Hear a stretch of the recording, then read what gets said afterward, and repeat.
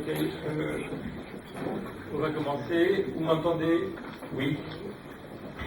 Alors, je vous remercie pour votre présence au colloque annuel de l'association franco-argentine de psychiatrie et de santé mentale, qui a peur du DSM5.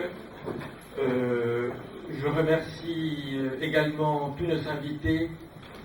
Je remercie beaucoup tous les membres du bureau de notre association qui se sont dépensés sans compter pour que ce colloque ait lieu aujourd'hui. On prendra quelques jours de vacances après le 19h. Ce colloque annuel est annuel, mais aussi exceptionnel. Non seulement parce que nous avons ajouté des qualificatifs internationaux, chaque fois qu'une organisation rencontre, nous avons des invités étrangers, mais surtout parce que nous comptons avec la présence de nos invités d'honneur, si je veux dire, à savoir le professeur Andreasen, l'Université de Iowa aux États-Unis. Les invités locaux sont tout aussi importants pour la simple raison que, d'une manière et d'une autre, ils sont tous pris part au débat sur le DSM depuis longtemps. Je n'ai qu'évoqué le parcours de François Gonon, neurobiologiste au CNRS, auteur de plusieurs publications scientifiques, bien entendu, aussi bien dans les champs de la neurobiologie que des classifications, celle du DSM en particulier. J'évoquerai aussi volontiers le parcours DSMiste, ou plutôt anti-DSMiste, de Patrick Landman, psychanalyste, cheville ouvrière du mouvement Stop DSM en France. Mais j'évoque aussi la participation de Mme Nicole Garret-Gloanec, pédopsychiatre à Nantes, qui présente la particularité de ne pas parler du DSM. Aujourd'hui, il fallait que quelqu'un ne parle pas du DSM, eh bien, ce sera elle, qui par contre va témoigner précisément des difficultés que rencontre la clinique avec les enfants lorsqu'on fait appel aux classifications nosologiques. Et pour finir, last but not least, Éric Laurent, psychanalyste à Paris qui a publié différents articles à propos du DSM5 et qui va en quelque sorte clôturer le colloque par un exposé. Mais revenons à notre invitée d'honneur, Madame Nancy Andreasen. Il y a dans sa trajectoire DSMiste, pour ne pas parler que de celle-ci, car les deux sont spécialistes mondialement reconnus dans le domaine de la schizophrénie.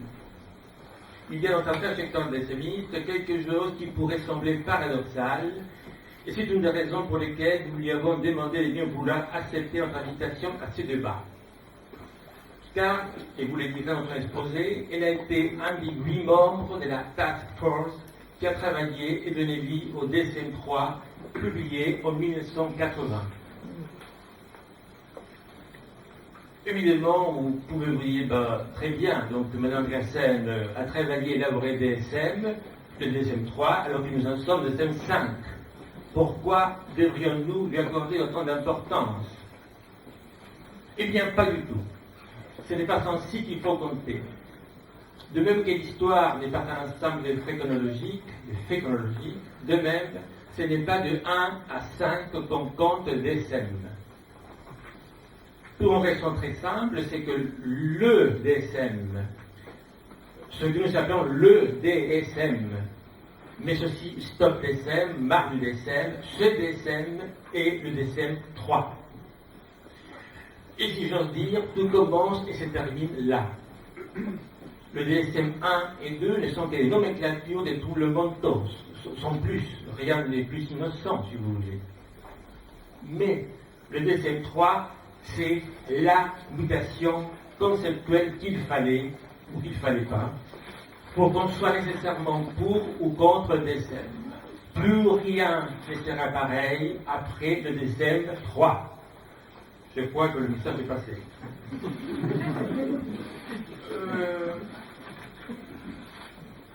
Le père est spirituel de la mutation.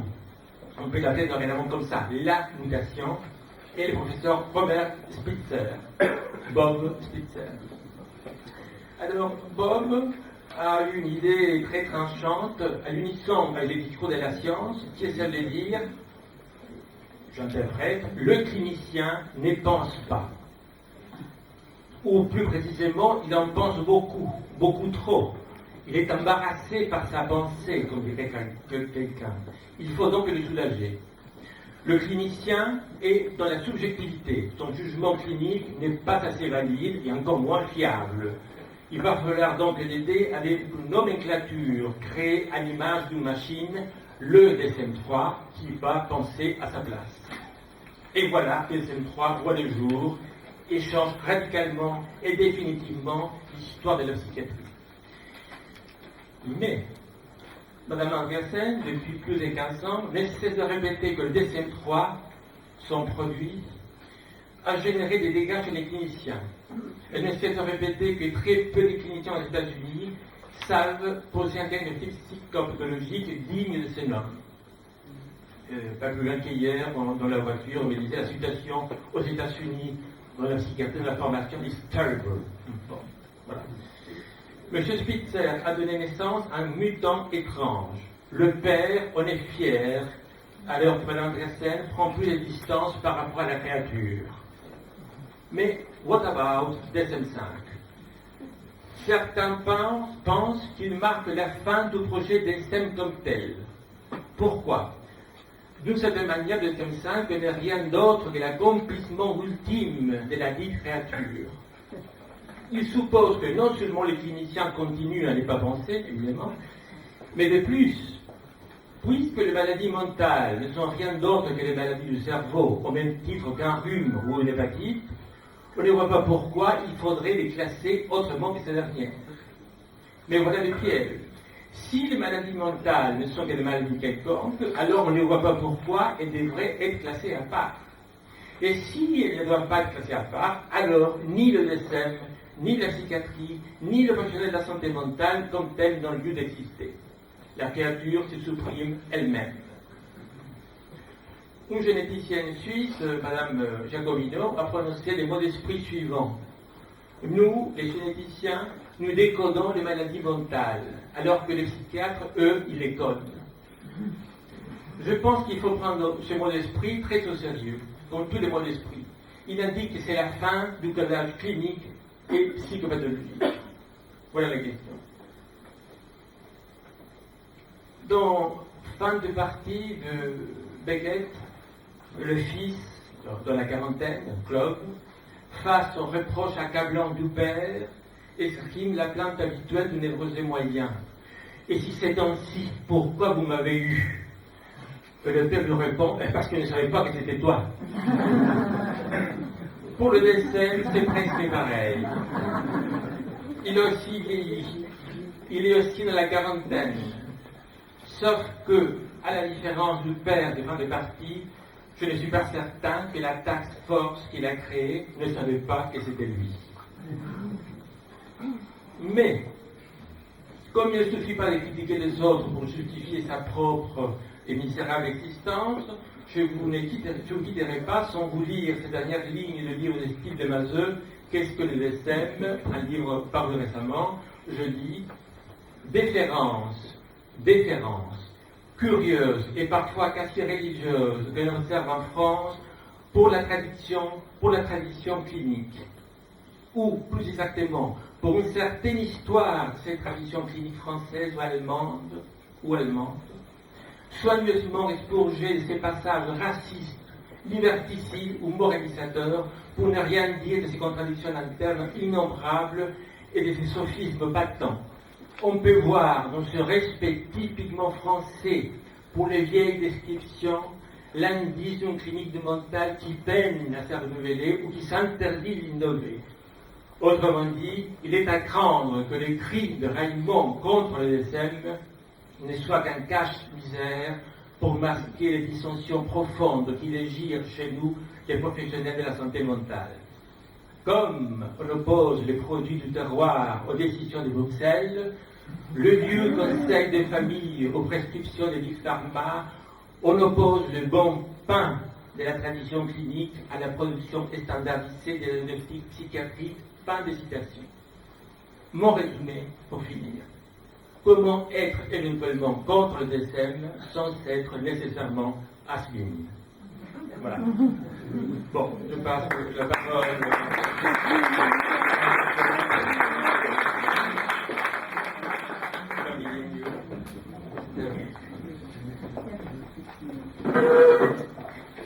You won't try to translate, but they'll have it in French. Bonjour. I used to speak French some, but it's forgotten now. So I will speak in English. So the DSM through time. I'd like to actually begin this by thinking about what it means to be a psychiatrist.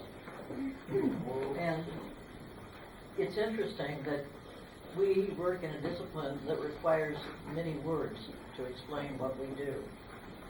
In Greek, there were 3 words to...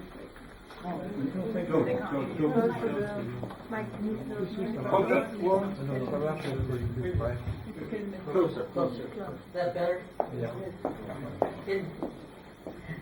In Greek, they needed 3 words to refer to this organ here.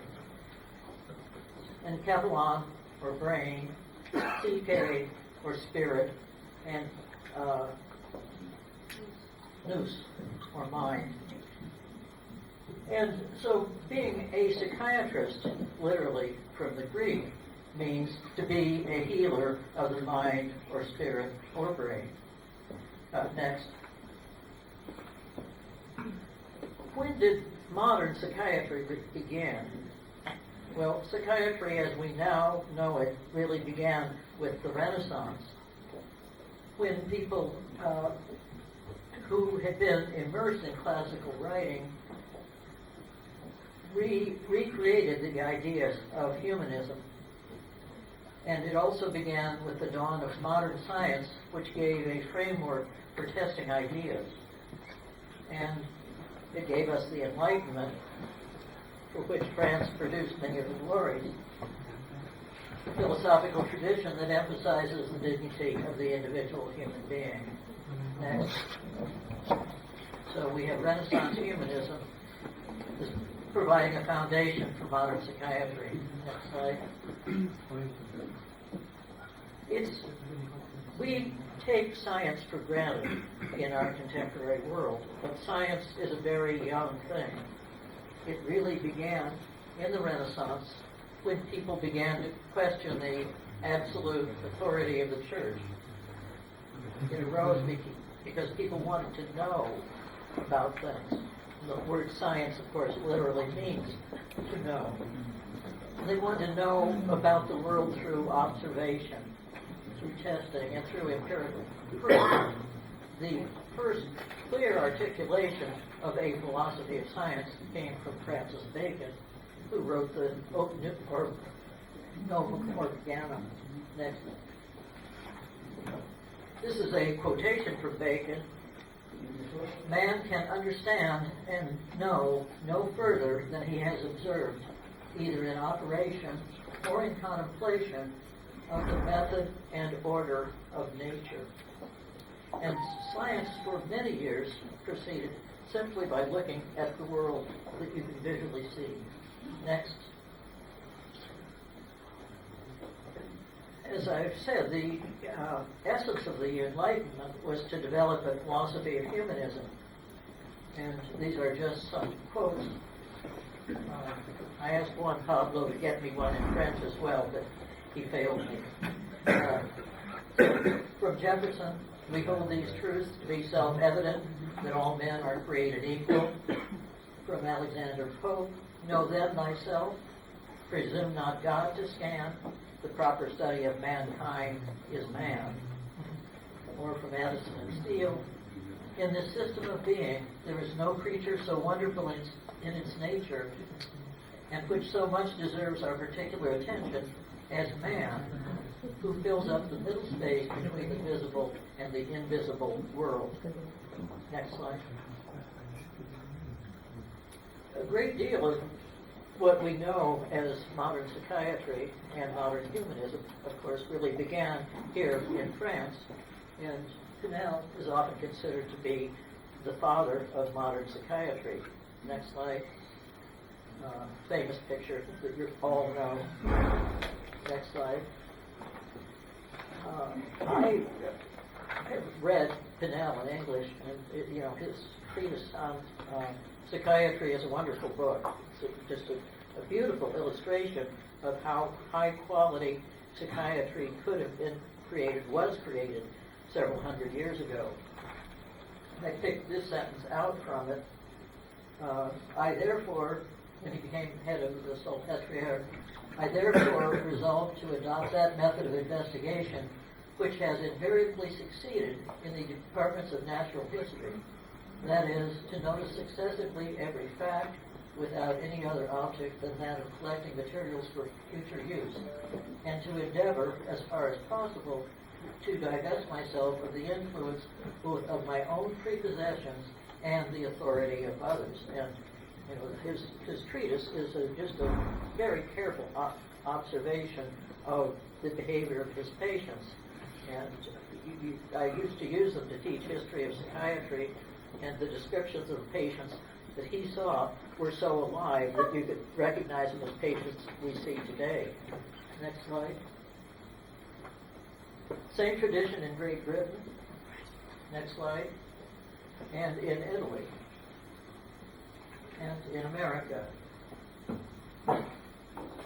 This is a quotation from a man named Amariah Brigham, written in 1844. He was the first editor of the American Journal of Psychiatry.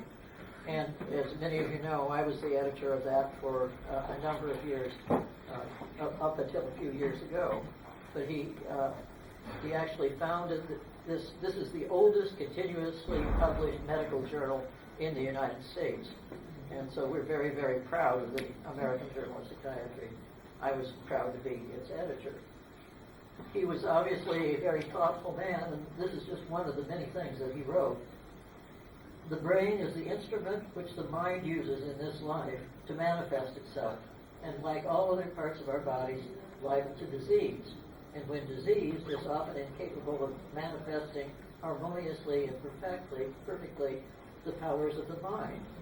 It is as if, in some way, in some very complicated and delicate instrument, as a watch, for instance, some slight alteration of its machinery should disturb but not stop its action. Nice metaphor.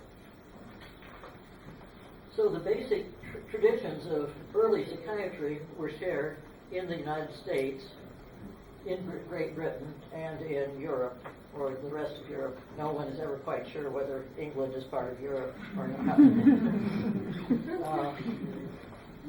And these are the dignity of the individual, the value of moral treatment, which is an early form of psychotherapy, the importance of careful observation in order to understand disease mechanisms and progression, and the integration of mind, brain, and spirit.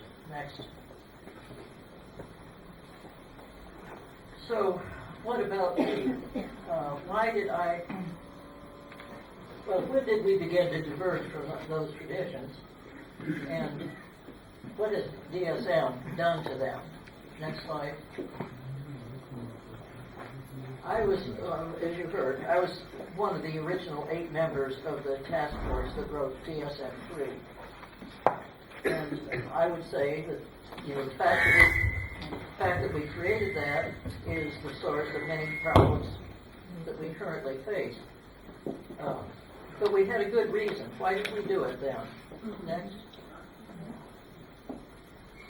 I know many of you are practicing psychoanalysts, and I'm not anti-psychoanalytic, but I did train in an environment where psychoanalysis was, I think, genuinely overemphasized.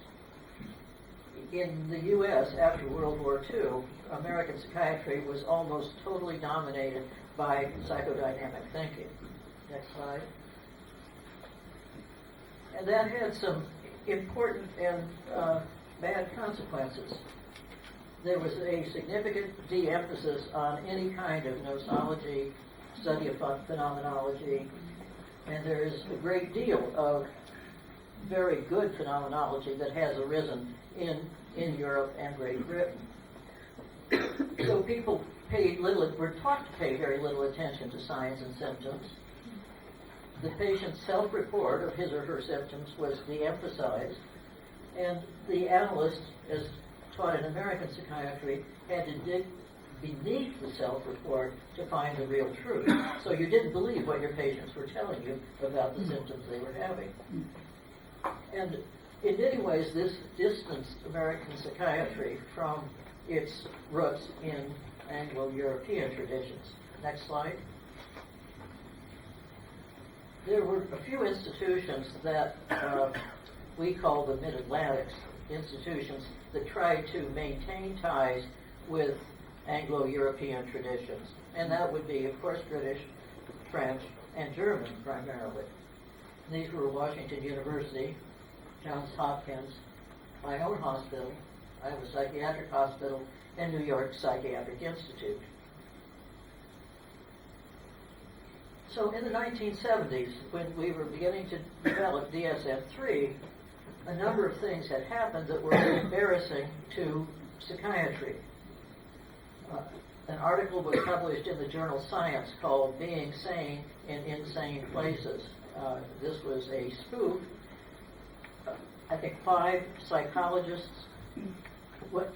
checked themselves into psychiatric hospitals and had basically no real credible complaints. One man reported hearing a voice saying, maybe dog or something like that. That was his only symptom, that pseudo-hallucination. In each case, their chief complaint was something that would never warrant admission today and shouldn't have warranted it then. But they were kept in the hospital for anywhere from 5 days to a couple of weeks based on no serious symptoms.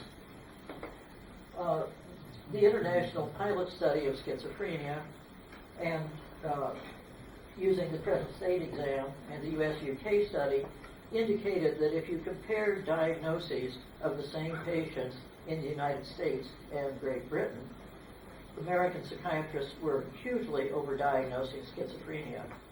And that was particularly common among the psychoanalysts who would call many of the patients who walked into their office schizophrenia. So, we were out of step with the rest of the world. And so it was felt by those of us on the DSM-3 work group that we needed to do something to make our diagnoses more reliable and also more valid. Next. There were other factors as well. An article called about the finer criteria was published, and this defined criteria for, I think, 8 diagnoses, maybe 10. Very small number of diagnoses. And these became widely used in research. Essentially, if you were doing research, you didn't have a good diagnostic system to use in research, at least in any biologically or cognitively oriented research. At New York Psychiatric Institute, Bob Spitzer and Jean Endicott developed the research diagnostic criteria, and other people, including myself, began to develop rating scales for psychopathology. And then finally, Eli Robbins and Sam Guzet published a paper on the validation of psychiatric diagnoses.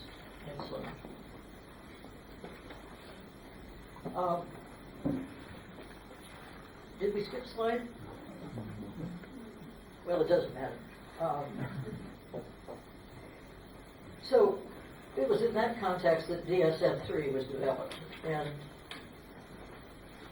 Bob Spitzer, who was head of biometrics at New York Psychiatric Institute, was appointed chair. He had been on the previous DSM-2 manual, which had so little information in it that it was impossible to use it for almost anything. DSM-2 was a real problem. The original task force was a group of only 8 people, and we were almost all Mid-Atlantics, people who believed in precision, careful description, phenomenology, and linkage to Anglo-European traditions. We agreed that DSM-3 should be evidence-based. It should use diagnostic criteria instead of general descriptions, because these would be more reliable. And principles of validity were considered important, but we could not emphasize them a lot because, frankly, most psychiatric diagnoses did not have close links to, biological markers or other things that would validate them. Next slide. So the guidelines for validation were these, based on the Robbins-Dusay criteria. In an ideal world, disorders would run in families. There'd be some possible genetic component. They would have a characteristic longitudinal course, or a characteristic response to treatment, or there could be laboratory tests. But in general, those didn't exist for psychiatry unless you include things like syphilis. And in retrospect, these validators are probably oversimple. We have more tools now. We still know very little about it. Next slide. We 8 people began our work with very lofty goals. We thought we were going to do something really useful. We thought we would improve communication between clinicians. We would provide reliable diagnoses that could be useful in research. We thought we would advance teaching. We would train students in psychiatry in clinical interviewing and differential diagnosis, which was the standard in internal medicine or neurology or other medical disciplines. And we would realign American psychiatry with the rest of the world and be consistent with ICD-9. Next slide. We made some radical changes. We said we're going to have to be atheoretical about the nature of these diagnoses. Psychoanalytic theory had not given us clear diagnostic categories, and anything else that had been used also had not given us anything clear. So we would just not speculate about causology. We would use criteria. We dropped the term neurosis because it, like schizophrenia, was a term that was way overused in teaching and in clinical care. We said we'll create a glossary so that the terms that we use will be defined and people will know what we're talking about. And we said we'll use a multi-axial approach because this will call attention to all the different facets of a person's life, psychosocial status, medical conditions, and so on. Next slide. When we published DSM, it's very interesting. No one expected this book to be as popular as it became. And the APA, I think, published maybe 50,000 copies in its first printing, and it sold out immediately. And for about 6 months, they couldn't print it fast enough to fill all the orders. We wrote in a lot of caveats or warnings. The use of this manual for non-clinical purposes, such as determination of legal responsibility, competency, insanity, or justification for third-party payment, must be critically examined.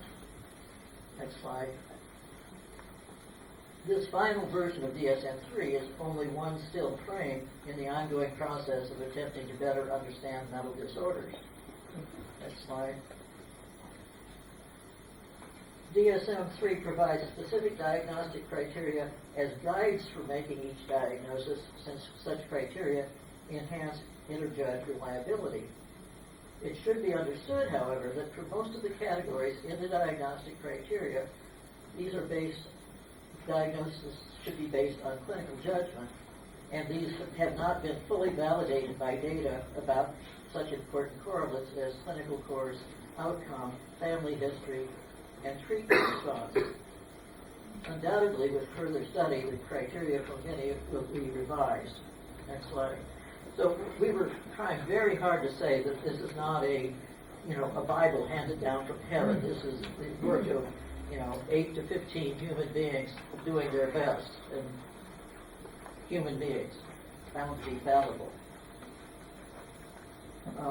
And this was another important warning. Making a DSM-3 diagnosis represents an initial step in a comprehensive evaluation leading to the formulation of a treatment plan. Additional information about the individual being evaluated beyond that required to make a DSM-3 diagnosis will invariably be necessary. So we're saying very much that, don't just use this as a checklist. Continue to do what a psychiatrist should do.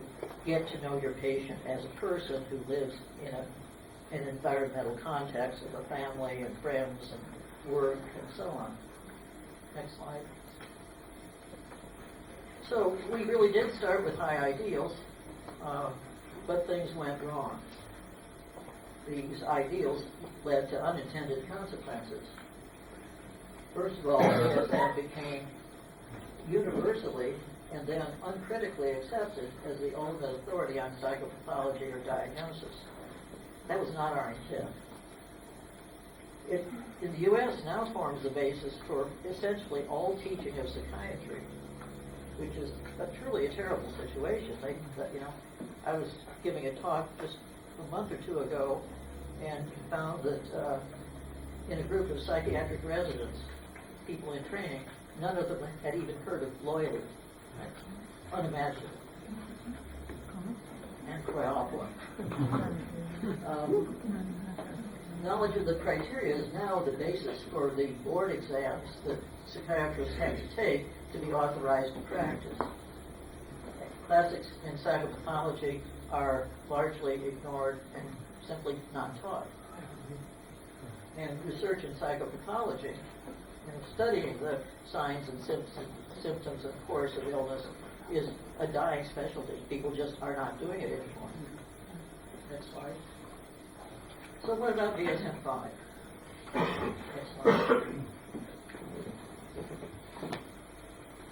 It's very funny because it took a long time and it changed very little.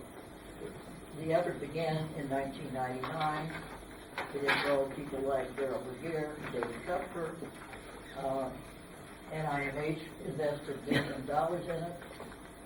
And in 2006, they finally got around to appointing a task force and some work groups. Next slide. The work groups were asked to consider ways to add dimensional measures that would cut across the categorical diagnoses that have been established, consider cultural and gender issues. Field trials were organized to assess reliability. Scientific reviews were written. Our task force began with 8 members. This task force had 1,000 members. It aimed to be transformative, and it aimed to identify ideologically based disorders. So that was the lofty goals of DSM-5. What happened to them? They really were not fulfilled. Next slide. People sometimes wonder why doesn't this have a Roman numeral? Well, the answer is that they thought that there might be a 5.1 and a 5.2 and a 5.3. Just what we don't need. I mean, these revisions just make things worse because the concepts keep changing, but without any real evidence. Next slide. So there are very few significant changes in DSM-5, which is probably a good thing. The organization was changed so that it begins with disorders that begin in childhood and progresses on to disorders of aging. There are some new diagnostic categories, but as you look at these, obsessive-compulsive disorder, obsessive-compulsive and related disorders is a new category, but of course that's just putting together things that were in somewhat different categories. Same thing for trauma and stress-related disorders. There are reformulated diagnostic categories, neurodevelopmental disorders, somatic symptom disorders. But again, this is really shuffling the cards, not changing the cards themselves. Next slide.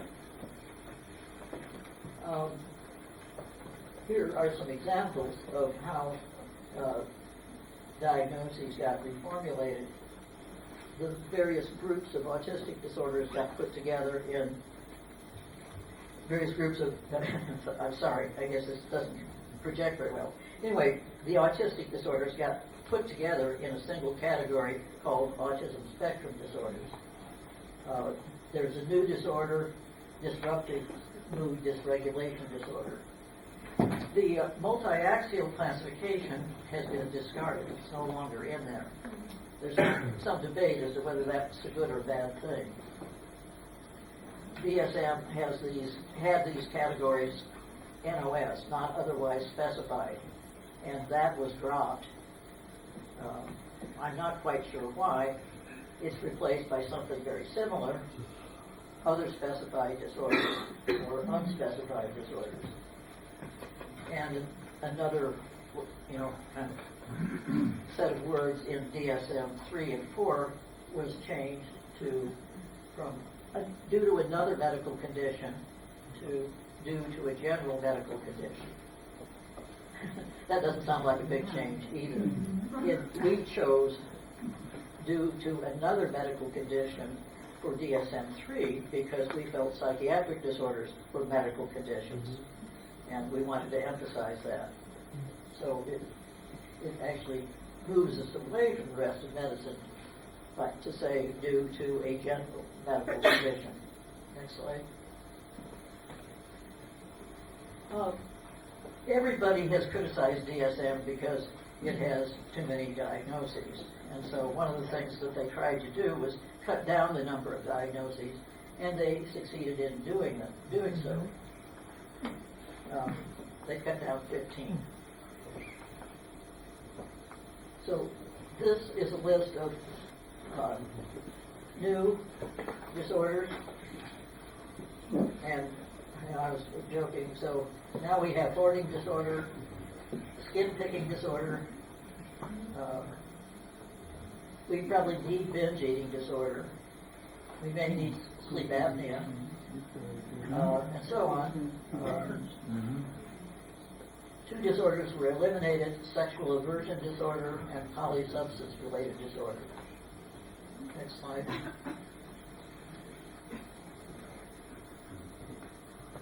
And then a bunch of disorders were combined, and that's how the numbers were reduced. So we now have a general language disorder, where previously we had expressive language disorder and mixed receptive expressive language disorder. Or autism, we mentioned, has become autism spectrum disorder by combining autistic disorder, Asperger's disorder, childhood disintegrative disorder, and rest disorder, and PDE-NOS, and so on. Delusional disorder is a single illness. We dropped shared psychotic disorder, your favorite palliative, and just have delusional disorder. Next.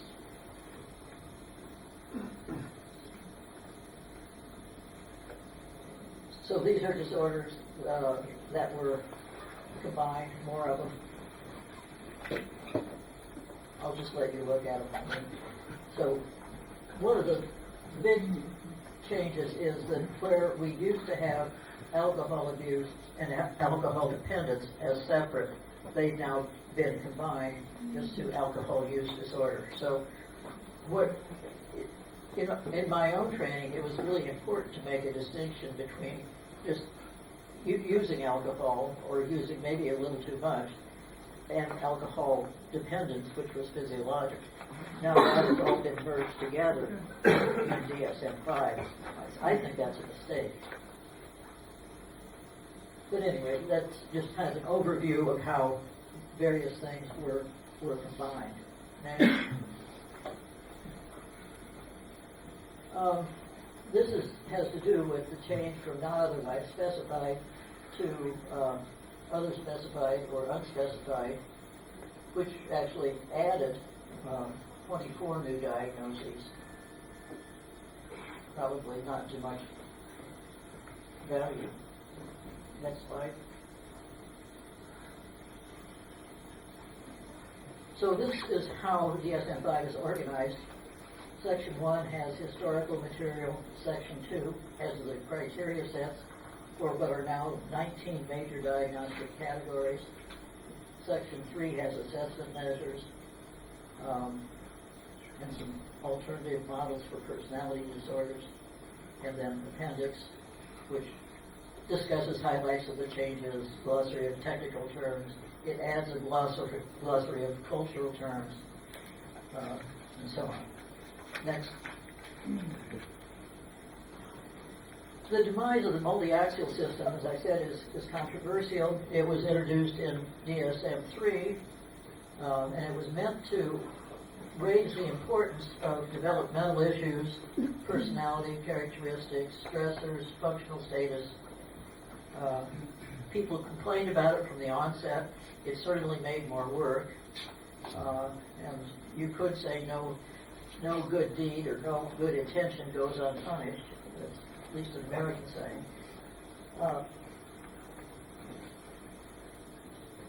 In DSM 3 and 4, Axis 1, Axis 2 separated one set of disorders from the personality disorders. That was actually something I never liked.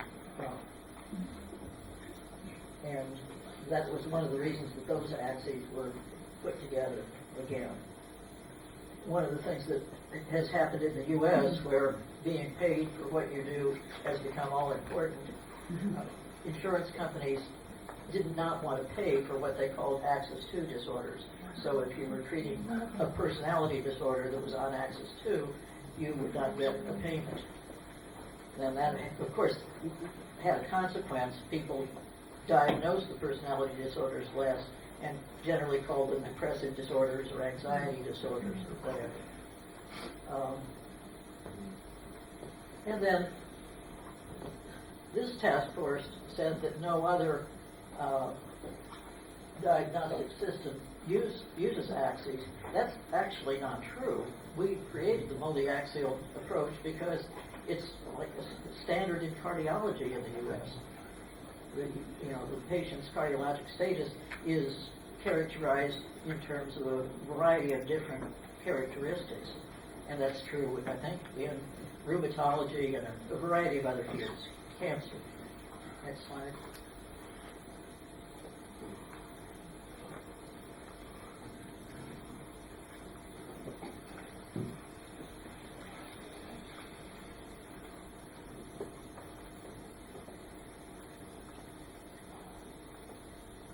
So when people are making diagnoses now, as they have begun to using DSM-5, they use these categories: diagnostic features, associated features supporting the diagnosis, subtypes or specifiers, prevalence, development course, risk and prognostic factors, and clinical expression across the lifespan. Next.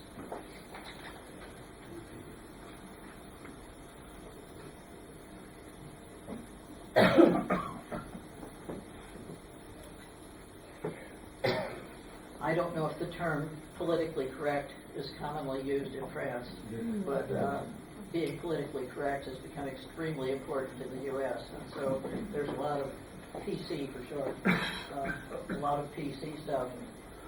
So now we have to consider culturally related diagnostic issues, gender-related diagnostic issues, whether there are measures and markers, which mostly there are not, what the functional consequences of the diagnosis is, the differential diagnosis, and comorbidity.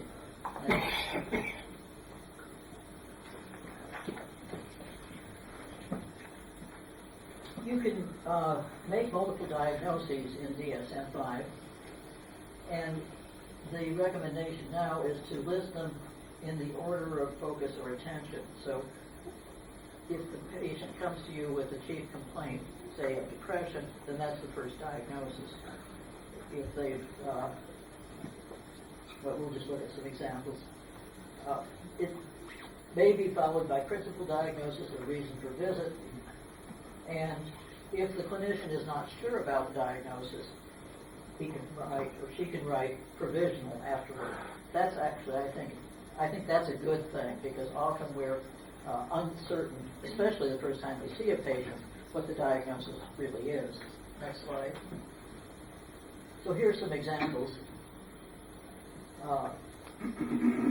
So the principal diagnosis would be major depressive disorder, single episode, severe without psychotic features, with associated social anxiety disorder, borderline personality disorder. Or post-traumatic stress disorder, reason for visit, with persistent depressive disorder and insomnia disorder as sub-diagnoses. I don't know what you all think of that. I think this may be helpful in more broadly characterizing what's actually going on with a given patient. Next slide. If you have a known medical etiology, you list that first. So, for example, HIV infection with mild neurocognitive disorder. Next. So, what have been the reactions to DSM-5? Their lofty goal, and they really talked about this when they began, their lofty goal to base at least some diagnoses on known etiology was not achieved. The evidence still is not there to support discrete categories for mood disorders or schizophrenic disorders or whatever.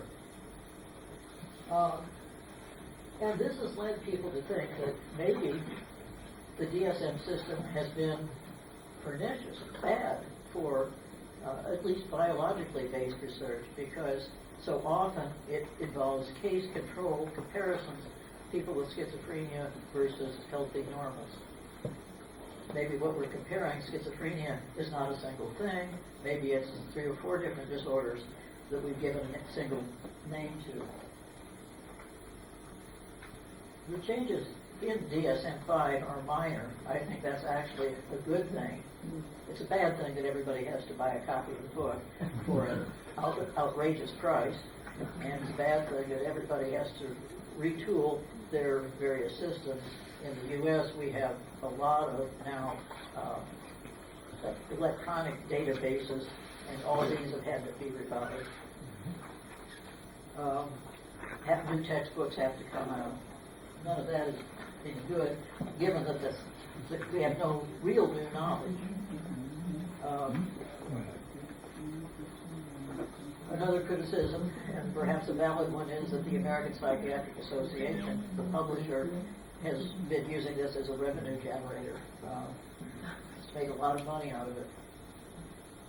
And following that, a lot of time and money has probably been wasted. Next slide.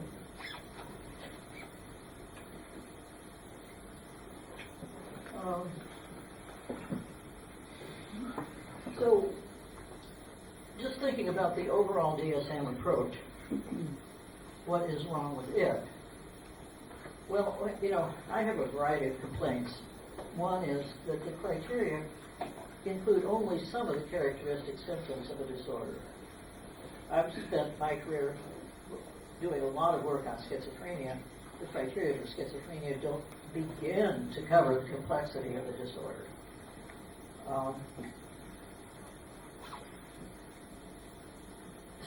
Students, medical students, and even residents tend to only know the disorders by the signs and symptoms that are in DSM. And the universal complaint of the old about the young, that they don't read anymore, has some truth. They don't read much anymore. Taking a history from a patient, which should be a rich experience, becoming involved with each individual person as a person. History taking has often been reduced to a very short time period where you have a checklist and questions are asked, I would say, stupidly and bluntly. I mean, I hear over and over people just out of the blue saying to a patient, Do you hear voices when no one's around? Do you feel people are spying on you? I mean, just big, without establishing any rapport before you lead into those intrusive questions.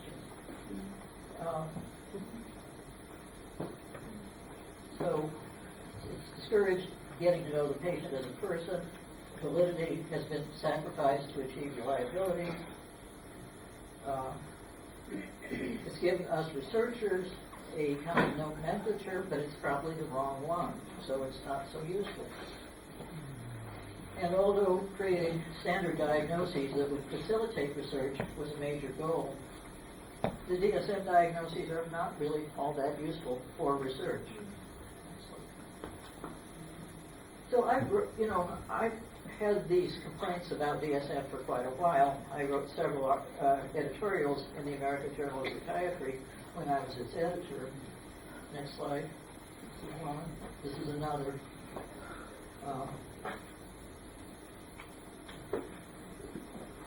So I'll just read this verbatim. It's right out of one of the editorials. In the United States, an older generation of clinical researchers who led the field for many years have died. People like Eli Robbins, Jerry Claremont, George Winnaker. Very few younger investigators are emerging to replace them. The word is out. If you want to succeed as a serious scientist, which basically means getting research grants, you have to do something relatively basic. Fortunately, the Europeans still have a proud tradition of clinical research and descriptive psychopathology. Someday in the 21st century, after the human genome and the human brain have been mapped, someone may need to organize a reverse Marshall Plan so that the Europeans can save American science by helping us figure out who really has schizophrenia or other disorders and how we can best define and study them. Next slide.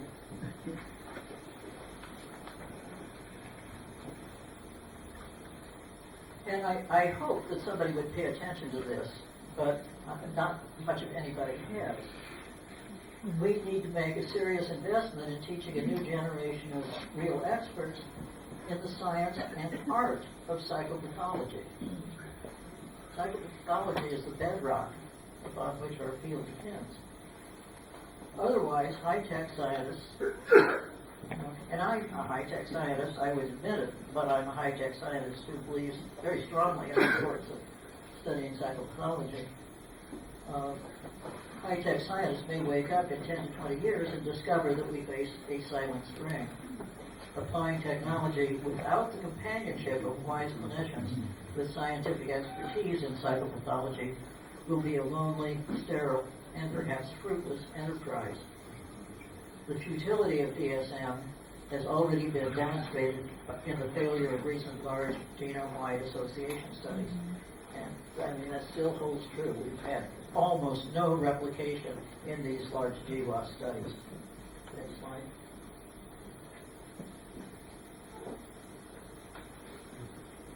So, the risks of empirical oversimplification have been decreased training and taking a careful history, an increased tendency to make diagnoses through symptom checklists, diminished emphasis on the interest and uniqueness of each individual patient, and a loss of the humanism that psychiatry had as its original foundation when it emerged as a specialty in the 18th century.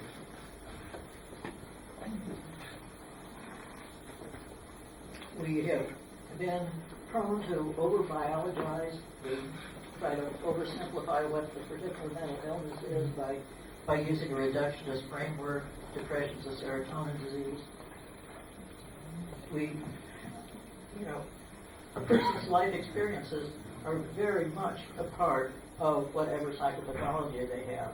And we've begun to, at least in America, neglect paying attention to the life experiences of a given patient. And often, the treatment has to be based on working on the life experiences in addition to the symptoms. The last one is just a little joke, losing our minds if we only look at the brain.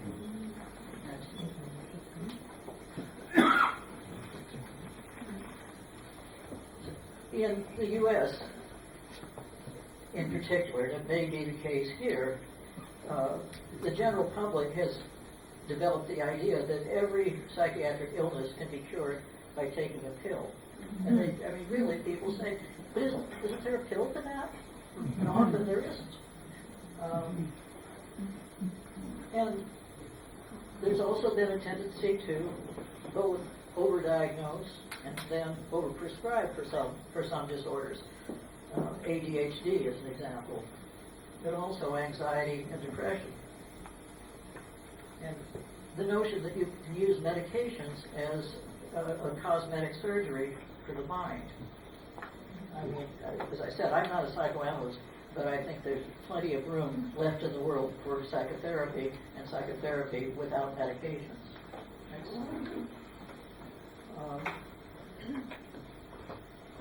Well, what can we do about this? The real answer is not very much, because we're still going to be stuck with DSM. But at least in research, what I've been trying to do is emphasize something I call phenomics.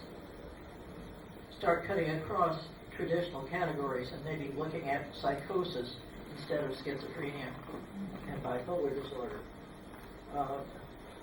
Try to collect information, moving across levels of analysis, molecules, cells, tissues, organs. But doing that in the context of cognitive and emotional systems and exposure to environmental influences and stressors. This is a challenging thing to do because it requires large data sets and a lot of work to collect that wide array of information. Next slide. So, to kind of conclude, we began by talking about the beginnings of psychiatry. Let's ask ourselves again, what is psychiatry? It's the only specialty in medicine that looks at an individual person as a unique being who exists in a unique environmental framework. That is what our patient is, and that's what we are working with. The internists really don't need to know very much about the personal life of their patients, but we can't survive without knowing about the personal lives of our patients. It's the most clinical specialty in medicine. We really, you could be a cardiologist and see a patient for 5 minutes. You can't be a psychiatrist and see a patient for 5 minutes. And I've been in psychiatry for many years. I still think it is the most fascinating field in medicine, and I think it's a field in which we are the most privileged physicians, because we are allowed to get to know our patients in the most intimate way possible. They open themselves up to us, they're vulnerable to us, and we are privileged to share in their lives. It is a real honor. Next slide. Well, you can never fail by using a quote from Einstein. Concern for man himself and his fate must always be the chief interest of all technical endeavors, in order that the creations of our mind shall be a blessing and not a curse to mankind. That's it. Thank you.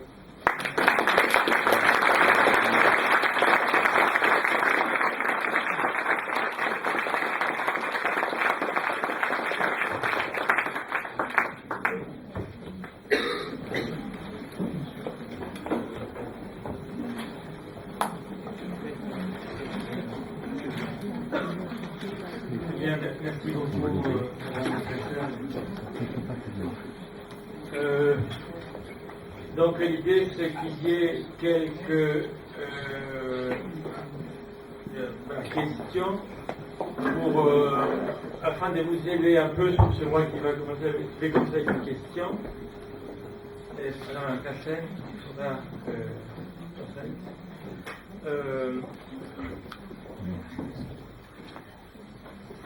selon vous,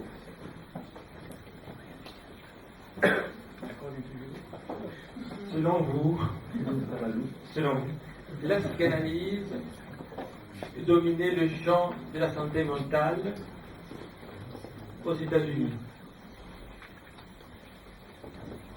Et c'est ça qui a entraîné un déclin de la clinique psychopathologique.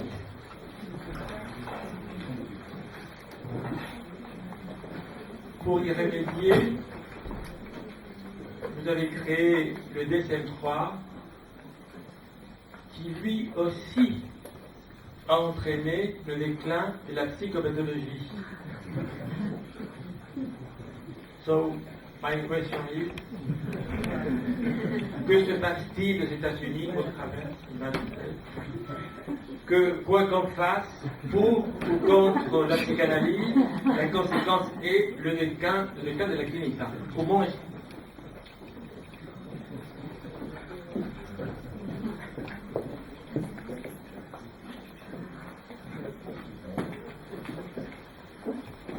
Comment expliquez-vous cette particularité?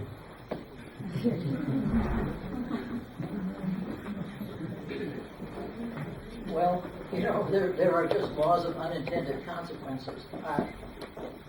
In the U.S., the psychoanalysts hit.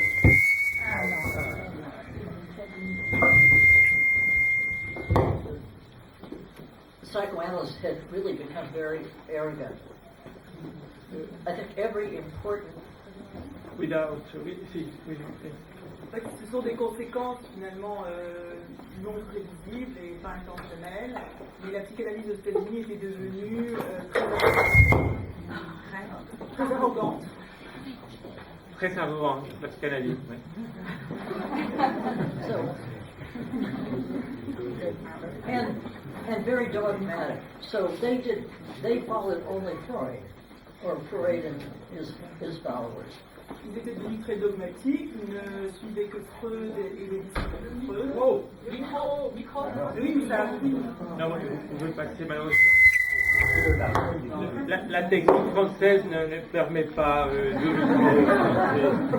Les psychanalystes étaient devenus très dogmatiques, ils ne suivaient que Freud et les disciples de Freud. Je fais les signes si vous voulez.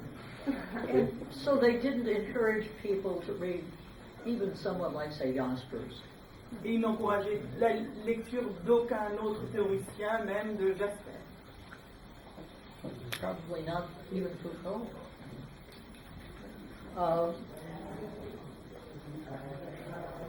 Même pas Foucault. And just by its nature, as I said, you didn't ask the patient about symptoms. You had the patient pre-associate while you listened. On ne demandait même pas aux patients, on ne s'intéressait pas aux symptômes, mais ce qu'on faisait finalement, c'était inciter le patient uniquement à l'association libre. We definitely did not intend to decrease the study of psychopathology by de-emphasizing psychoanalysis. Nous n'avons jamais eu l'intention de détourner les gens de l'étude de la psychopathologie ou de la psychanalyse. It was just simply an unintended consequence. We made something that was simple and clear and easy to use, but we didn't expect that other things would not be used.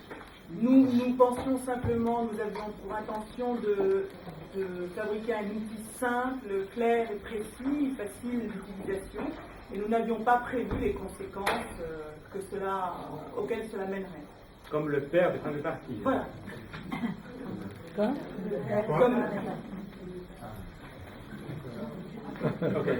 Yeah, it's something I feel very bad about because I myself have just great respect for history, great respect for the study of psychopathology, great respect for breadth of knowledge and understanding, and to have it disappear in my country and then begin to disappear in other countries as well is a really serious problem.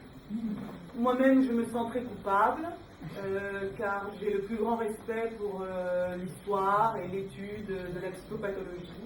Et le fait de voir ces disciplines disparaître dans mon propre pays et par ricochet dans le reste du monde me trouble beaucoup. Merci Franck.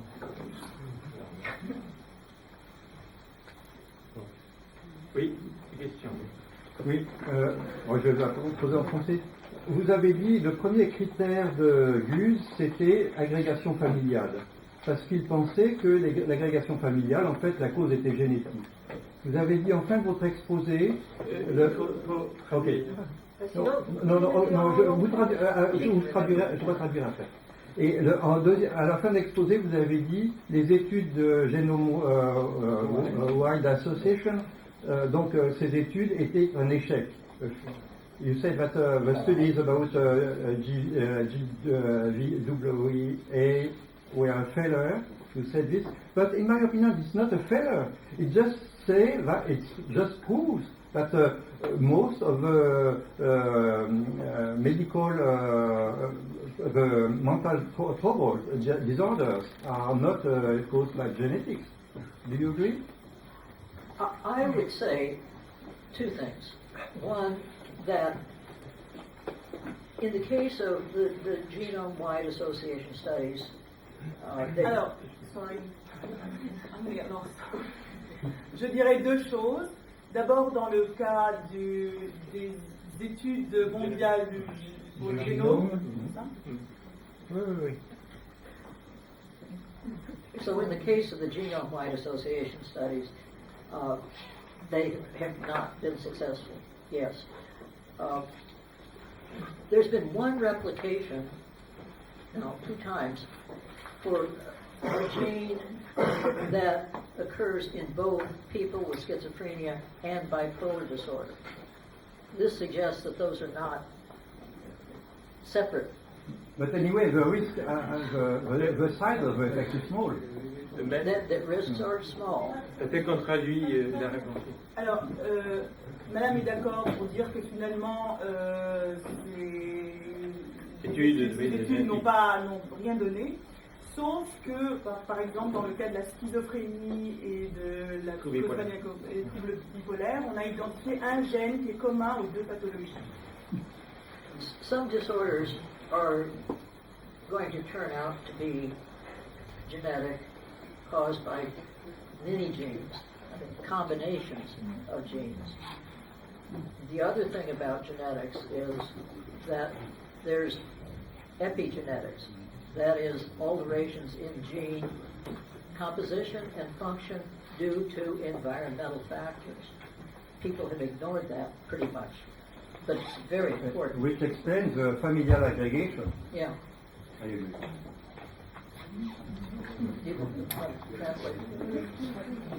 Donc, si j'ai bien compris, en fait, les choses sont un peu plus compliquées. Donc, tout le monde a compris. Oui, tout le monde a compris.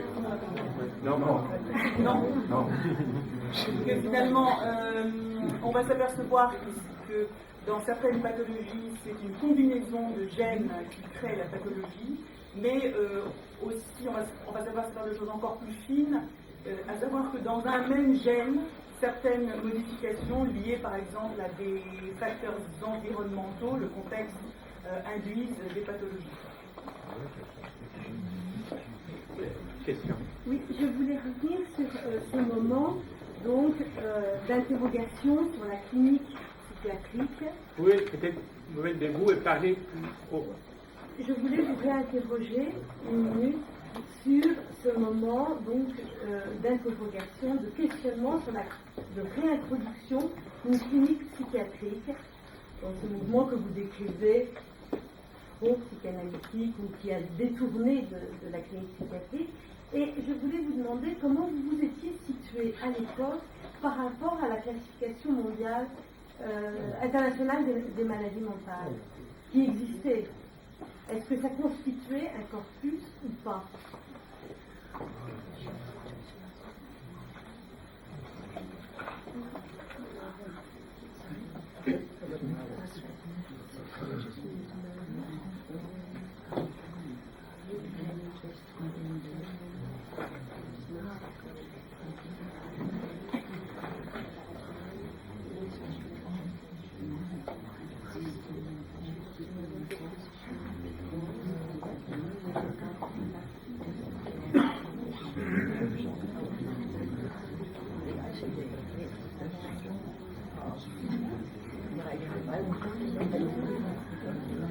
If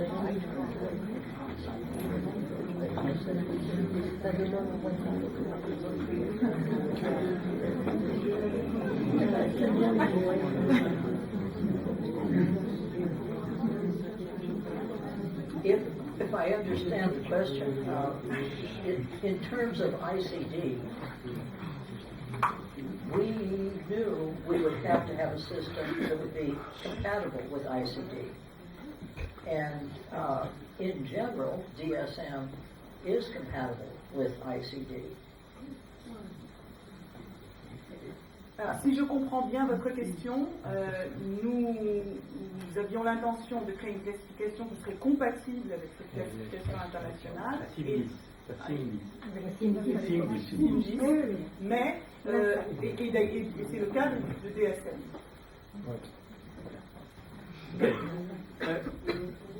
Maybe Professor Galfi, non, Oui, pas de pourquoi questions.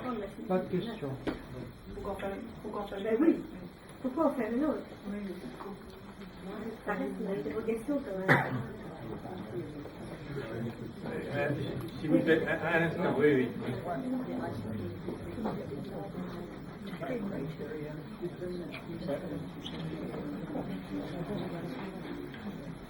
If the question was, why have any DSM at all? Because there was an ICD. The history of creating a DSM began after World War II, when American psychiatrists had come together from all over the country, and we discovered how much difference there was from one region to another. And it's a very big country, and so people felt, well, we ought to have something that would adequately summarize American knowledge of psychiatry with some of its specific problems. For example, we have a large Veterans Administration which takes care of military people after discharge. They wanted a consistent system that they could use to assess disability and things like that. So that is why we started creating an American diagnostic system.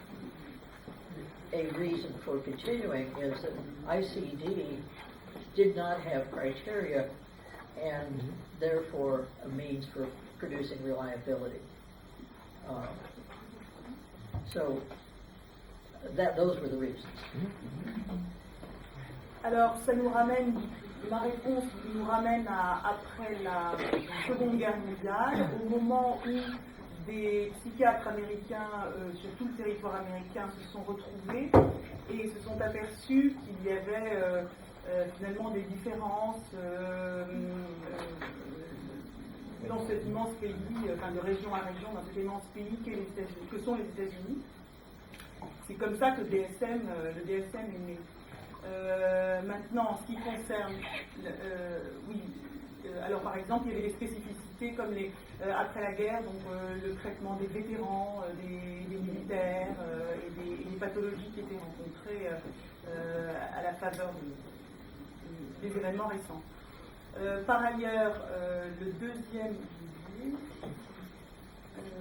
par rapport à ces indices, par rapport à cette classification, il n'y avait pas de critères. Il y avait certains critères qui manquaient que nous voulions introduire avec le DSM, qu'ils ont voulu introduire avec le DSM. Une question donc Landman.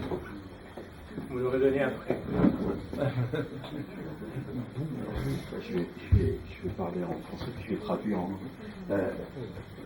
Merci beaucoup pour cette conférence. Merci beaucoup.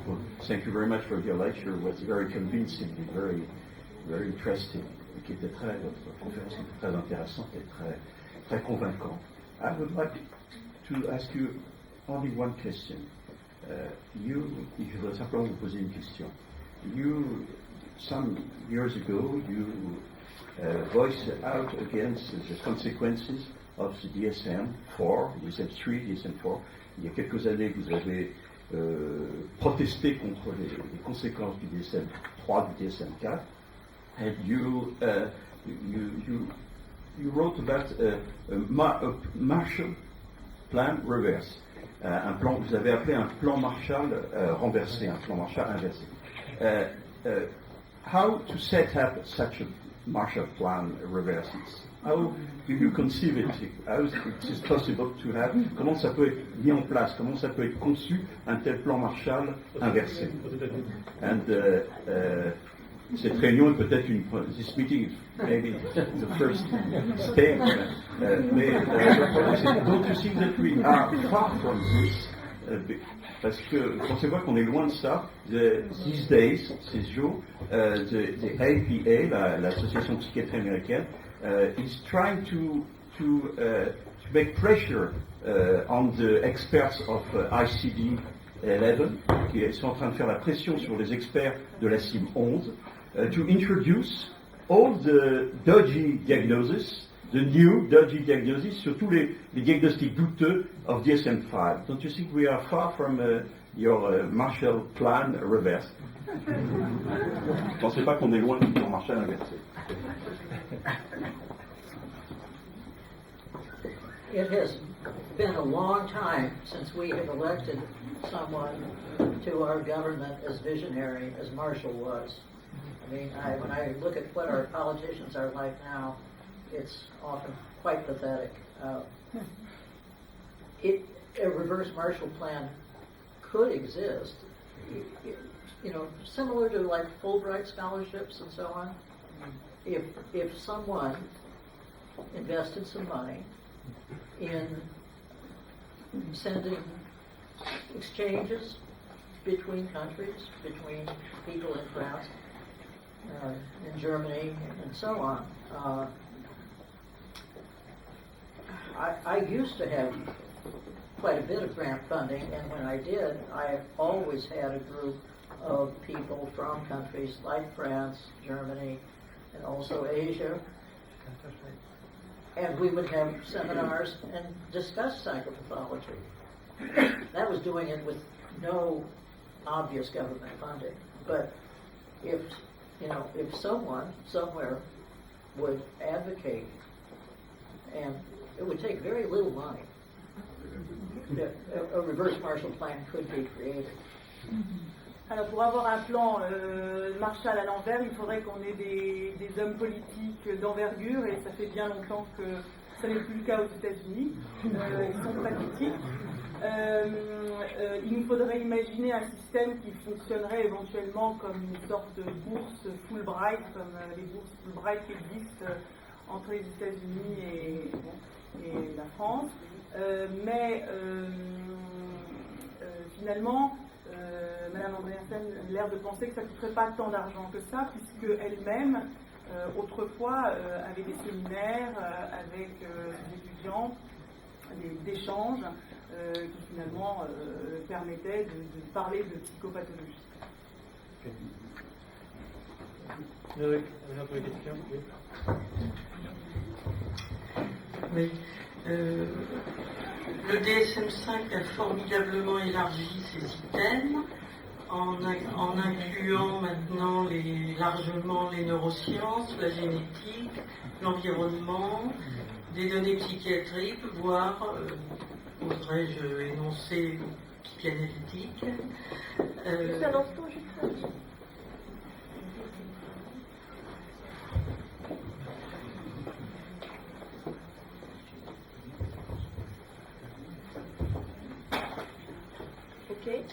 La difficulté ne commence-t-elle pas quand ce formidable outil pour des chercheurs et comme outil médico-économique pour les gouvernements, voire les compagnies d'assurance,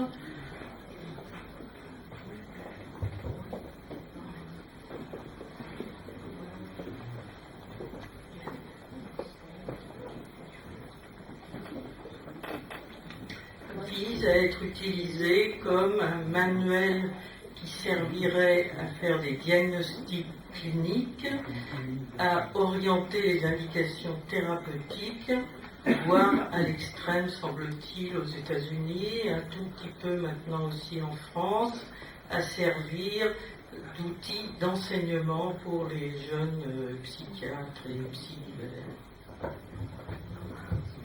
Bon, malheureusement, on n'a pas beaucoup plus de temps et on doit passer à la processus suivant.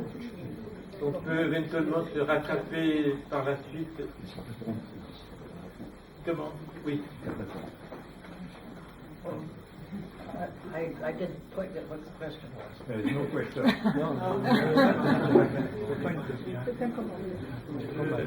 Bon, la question n'est pas tout à fait claire. Bon, c'est une bonne raison justement pour passer à la suivante. Alors, au suivant de poser Patrick Landman, voilà, qui va parler.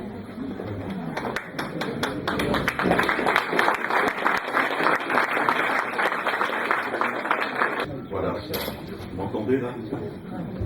Alors, je vais pas parler très longtemps, mais je vais quand même essayer d'être le plus incisif possible sur cette question.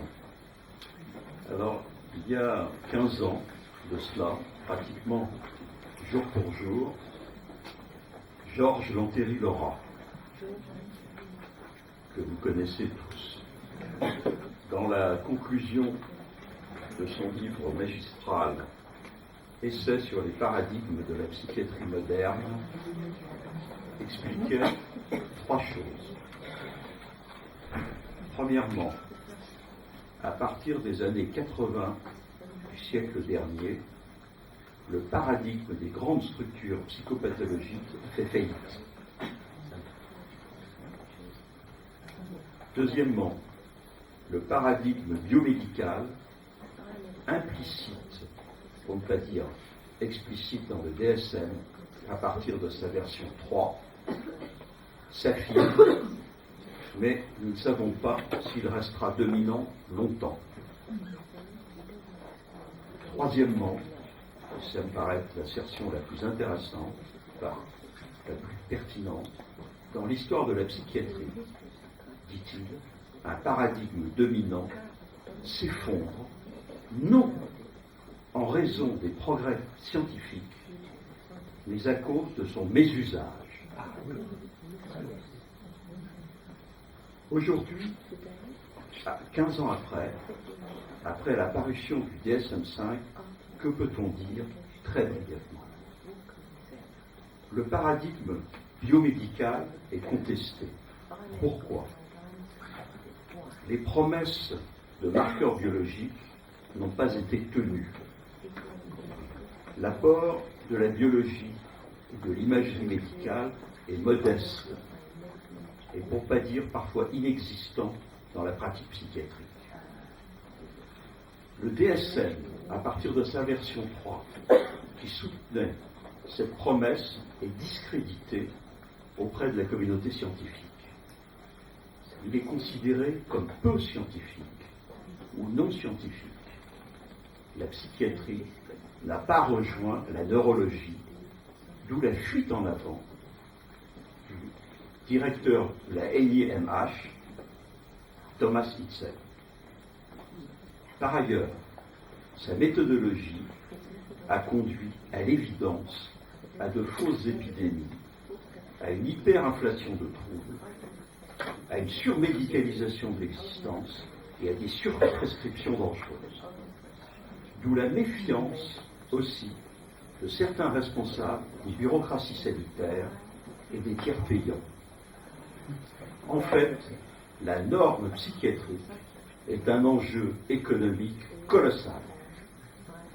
L'abaissement d'un seuil entraîne l'inclusion ou l'exclusion de centaines de milliers de personnes dans le monde susceptibles de recevoir des soins, de ne plus recevoir, de recevoir des indemnités, d'en être privé, de recevoir des médicaments ou de ne plus les recevoir. Les médicaments psychotropes, autres facteurs, voient leur rôle à long terme, en particulier les antipsychotiques de deuxième génération, mis en question gravement dans les guérisons et les stabilisations des pathologies psychotiques durables. Cela avait été affirmé de longue date par les survivants de la psychiatrie et est maintenant repris récemment par une étude scandinave dont a fait état, ni plus ni moins, Thomas Hitzel, ce qui renforce évidemment le poids des usagers dans la psychiatrie. Les DSM 3, 4 et 5 ont joué un rôle majeur dans le mésusage des neurosciences et de l'imagerie cérébrale. Ils ont favorisé la neuromania, l'engouement excessif, non pour les neurosciences, qui seraient totalement justifiées, mais pour l'idéologie qui les accompagne et le parti pris anticipatoire pour la causalité organique exclusive. La neuromania repose sur la confusion intellectuelle grave entre corrélation, identité et causalité. C'est le rêve de l'homme-machine enfin réalisé. La science nous rend tous innocents. La religion scientiste nous fait retourner au jardin d'Éden, à rebours de la Genèse.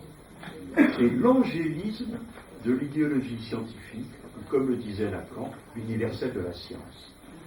L'inconscient freudien nous rend tous responsables, les adversaires se traduisent coupables.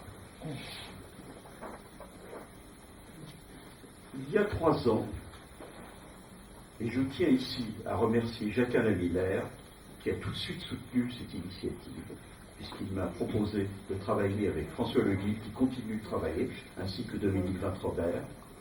Il y a 3 ans, nous avons lancé à quelques-uns le mouvement Stop DSM, initiative pour une clinique du sujet, avec quelques succès. Maintenant, je vais vous proposer une relance, c'est la première fois que j'en parle, qui est fondée sur la logique suivante. Comment se font les consensus qui gouvernent la psychiatrie mondiale, et française en particulier, et la politique de santé mentale? Je schématise.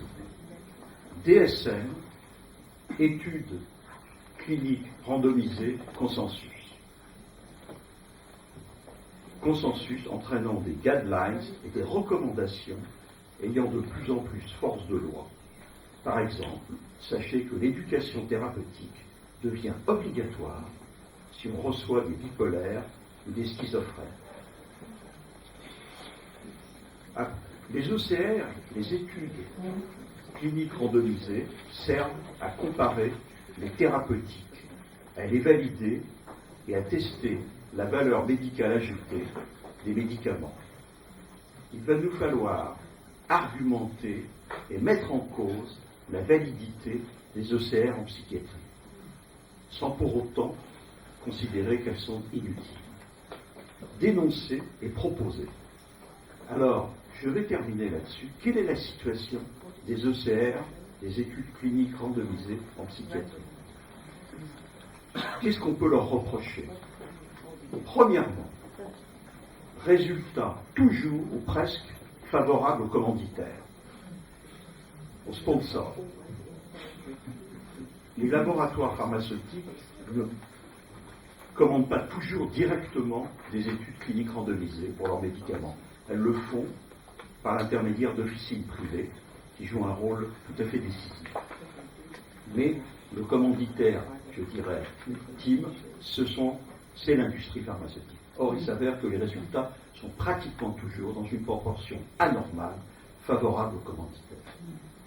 Deuxièmement, un manque de représentativité des patients. Ceux qui souhaiteraient, à juste titre, que le gap, la différence entre la clinique et la recherche s'atténue, ne doivent pas faire confiance à la technique actuelle des OCR. Pourquoi? Il y a un manque de représentativité des patients. Ce ne sont pas les patients de la clinique du psychiatre ordinaire, et encore moins du généraliste, qui sont inclus dans les études. Plus grave, omission de publier les résultats négatifs. Par ailleurs, biais de sélection, séquestration des données, répartition biaisée des patients, écrémage des résultats, suppression, ni plus ni moins, des résultats gênants, comparaison inadéquate. Avant de donner un médicament ou un placebo à quelqu'un qui est inclus dans une étude, il faut faire une période de purge. Il ne faut pas qu'il y ait d'autres médicaments qui agissent. On regarde le temps, la demi-vie du médicament, et on attend le temps qu'il n'y ait plus cette molécule dans le sang.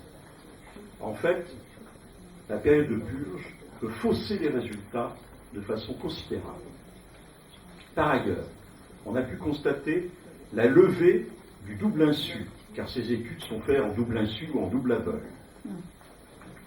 Ensuite, et pour terminer, évaluation biaisée des résultats et technique commerciale de mise en valeur de résultats judicieusement choisis. Toutes les études cliniques randomisées ne sont pas malhonnêtes, mais il y a tellement de biais, tellement de complications, tellement de problèmes qu'on ne peut plus, à l'heure actuelle, considérer que ce n'est pas un problème de santé publique. En psychiatrie, j'entends. Je ne connais pas de problème dans les autres branches de la médecine. Donc je pense que maintenant, je vais proposer aux gens qui s'intéressent à cette question et qui sont dans le mouvement Stop DSM, qui suivent le mouvement Stop DSM, de vraiment mettre l'accent sur ce problème des études cliniques randomisées. Pourquoi? Parce qu'à partir des études cliniques randomisées, on va décider si un médicament présente une valeur médicale ajoutée. Et ceux qui prétendent de bonne foi que le DSM n'a pas envahi la France, un peu comme le nuage de Tchernobyl nous avait épargné, miraculeusement, en réalité, peut-être ont-ils oublié que l'Agence européenne du médicament, qui délivre les autorisations de mise sur le marché de tous les psychotropes, s'appuie sur les études cliniques randomisées dont je viens de parler, et que ces études cliniques randomisées impliquent l'inclusion de patients, et l'inclusion de ces patients se fait selon les critères du DSM. Donc, nous, médecins français, européens, psychiatres français, européens, nous prescrivons des médicaments DSM. Donc on ne peut pas dire que le DSM et les patients, bien sûr, reçoivent des médicaments DSM entre guillemets. Alors, une fois que le médicament a été considéré, après 2 études positives, des cliniques randomisées, mettons même, je ne sais pas si c'est le cas, mais ça c'est les journalistes et les investigateurs qui le diront, il peut y avoir par exemple 3 études négatives qui sont cachées et 2 études positives qui sont présentées à la commission. Les 2 études positives vont entraîner la mise sur le marché, l'autorisation de mise au marché de ce nouveau psychotrope, et à partir de là, on va avoir effectivement un suivi, éventuellement, ça peut être fait de façon sérieuse, on peut avoir un retrait si on s'aperçoit qu'il y a des effets secondaires. Mais l'autorisation de mise au marché se fait à partir de 2 études cliniques randomisées, standardisées. Alors, il n'y a pas que les médicaments, il y a aussi les thérapies, les nouvelles méthodes thérapeutiques qui sont évaluées selon les évaluations cliniques randomisées. De la même façon, avec l'adaptation évidemment, puisqu'il ne s'agit plus de médicaments. Donc ces études aussi entraînent je dirais, le consensus des experts qui lisent la littérature mondiale sur ces études, et qui font que ça d'ailleurs la plupart du temps, et ce consensus entraîne des recommandations, comme on l'a vu sur l'autisme, qui ont pratiquement force de loi. Alors même si l'HAS n'est pas véritablement législateur, il est bien évident qu'on ne peut plus cacher le fait que ça a pratiquement force de loi, les décisions de l'HAS ont pratiquement force de loi dans la psychiatrie. Donc, il ne suffit pas de dénoncer le DSM, son hégémonie. Nous allons bâtir, et là je profite de la présence de Jean Garabé pour le saluer. Jean Garabé, avec Roger Mizès, a mis en place un groupe de travail. Roger Mizès, qui nous a quittés malheureusement l'année dernière, a mis en place un groupe de travail qui est en train d'élaborer une classification française des troubles mentaux chez l'adulte. Il ne s'agit pas d'un produit du terroir, simplement il s'agit de faire résistance à l'hégémonie du DSM, d'autant plus que j'ai les plus grandes craintes sur la CIM 11, avec ce que je viens de dire tout à l'heure dans la question que j'ai posée au professeur Andreasen. Vous savez que les experts, plutôt les responsables de l'APA sont en train de mener une campagne de pression énorme pour que leur diagnostic, par exemple le syndrome dysphorique prémenstruel, a été inclus dans la CIM 10. J'ai reçu un service de veille qui est fait par une avocate britannique, une femme remarquable, Suzy Chapman, qui suit de très près toutes ces questions. Et donc le syndrome dysphorique prémenstruel, qui est quand même un diagnostic très problématique. Je ne sais pas ce qu'en pensent les femmes, mais ce qu'en pensent les toujours est-il qui va être inclus donc dans la CIM. Ils vont faire des... Et ils essayent d'inclure également les nouveaux troubles dont a parlé le professeur Andreasen. Je ne vais pas les reciter, vous les avez en même temps. Donc, on est dans une situation où, même si l'on avait un quelque espoir que la CIM 11, sur certains points, se démarque du DSM, je pense que cet espoir risque d'être déçu et que nous allons avoir une uniformisation colossale et je dirais une uniformisation et surtout une extension des impasses dont a parlé le professeur Andreasen à l'échelle mondiale, encore plus que nous avons maintenant.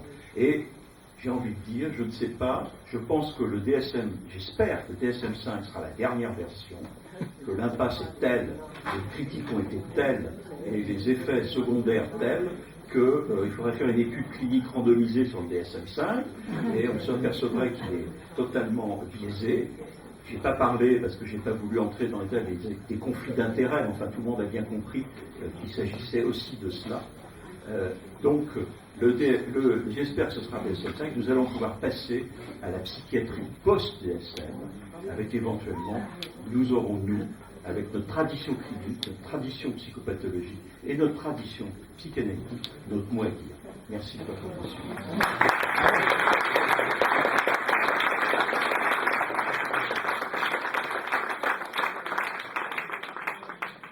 Merci, Alexandre. Malheureusement, on passe au poursuite suivant, sinon on n'aura pas assez de temps. Madame, donc, Nicole Garret-Gloanec va... Excusez-moi. Oui, tout à fait. Ensuite, on peut discuter, donc on peut se poser des questions aux deux intervenants. Merci aux organisateurs de m'avoir invité. Je suis un peu impressionnée parce que je suis une praticienne de terrain et pas quelqu'un qui conceptualise le DSM. Je vais vous montrer les instruments. Vous avez dit que j'étais la seule à ne pas connaître le DSM. Alors je vais vous montrer les instruments que j'ai pour faire des diagnostics parce que je suis pédopsychiatre, donc forcément des hôpitaux, puisque pour la pédopsychiatrie c'est quand même à l'hôpital, et que certes je suis chef de service et donc j'ai un petit regard sur toutes les classes d'âge, mais maintenant je m'occupe des enfants de 0 à 3 ans. Donc vous voyez toute la difficulté. Je dois néanmoins, comme tout psychiatre des hôpitaux, mettre un diagnostic pour rentrer dans la machine, encore plus puisque je suis rattachée à un CHU. Et ce diagnostic est fait selon la CIM 10, mais j'ai été éduquée, élevée, formée par l'école de Roger Millet, dont on vient de parler. Et donc j'utilise ce manuel-là, qui est la classification française des troubles mentaux de l'enfant et de l'adolescent, qui, donc avec l'équipe, avec entre autres Jean Carapé, a permis une translation entre cette classification qui existe, la classification de Roger Millet, et la CIM 10. Et puis j'utilise aussi un petit manuel que l'hôpital a bien voulu me faire, mon DIM, qui est l'extrait de la CIM 10 correspondant à la psychiatrie. Et j'utilise ces deux, puisque parfois mon manuel pour les 0-3 ans ne me suffit pas, et donc à ce moment-là, je me plonge dans les aides de la CIM. Alors, néanmoins, je n'utilise pas le DSM, mais le DSM revient, puisque j'ai eu la joie d'être présidente de la Fédération française de psychiatrie, donc avec des responsabilités autour de la pédopsychiatrie entre autres et des orientations. Donc le DSM me revient par l'intermédiaire des usagers et donc certains éléments et certains troubles ou certains diagnostics reviennent à travers le DSM. Si bien que, et puis j'ai tout petit peu participé à la révision de la classification française des troubles mentaux des enfants et des adolescents, j'y suis nommée, mais j'ai vraiment très peu contribué. Mais néanmoins, j'ai essayé de suivre ces travaux. Et donc je ferai juste un petit rappel pourquoi les pédopsychiatres sont si attachés à cette classification française qui date début des années 80, c'est 87 je crois la première création, et en 85 il y avait déjà la première étude avec Madame Kemada et Roger Miset, et on avait participé dans le service à cette étude. Et qu'est-ce qui fait qu'on aurait des préoccupations entre cette classification et le DSM? D'une part parce que les parents nous disent très précisément que notre classification française n'est pas valide, n'est pas scientifique, et que c'est un phénomène de résistance française qui ne correspond à rien, et que de cette classification du moins, est le reflet de nos références, et que ces références ne permettent pas de soigner correctement les enfants. Alors, si bien que nous cette réflexion entre DSM et peut-être DSM5, puisque je le vois arriver, et classification française, est une réflexion importante, puisque c'est quelque chose entre la réflexion entre une orthographie syndromique par rapport à une classification typologique. La classification de la CFT-MEA étant une classification typologique qui permet quand même d'introduire les notions de développement, de regroupement, de signes dans un processus qui tient compte de la psychopathologie. Et ça permet aussi de faire un continuum au cours du développement de l'enfant et de percevoir que des éléments symptomatologiques, des signes, n'appartiennent pas forcément qu'à des syndromes, mais peuvent être répartis dans différentes structures et différentes... je vais trop vite. Mais de toute manière, je crois que... Oui. Je vais moins vite.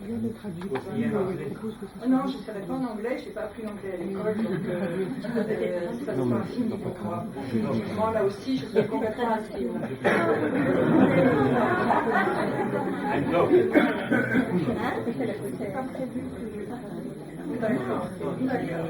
Simplement, je me demandais ce que tu veux traduire. Alors, bon, la question de ces deux modèles, c'est la question du modèle biomédical qui renvoie quand même à une conception de la construction du psychisme qui est essentiellement soumis aux forces neurobiologiques dans le DSM.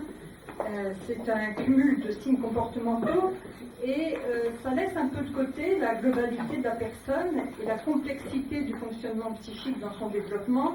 Et pour les enfants, c'est quelque chose de particulièrement important. Alors je vais passer, je ne vais pas trop, j'avais prévu quelque chose entre les deux, mais je vais passer directement aux questions qui se posent à moi en tant que praticien. Puisque ce sera peut-être le reste, vous pourrez lire des articles qui correspondent au sujet entre le DSM et la TIM10 et la CFT-MEA. Il y a des articles faits par Roger Miset, Jean Garabé, Roger Miset, Jean Garabé.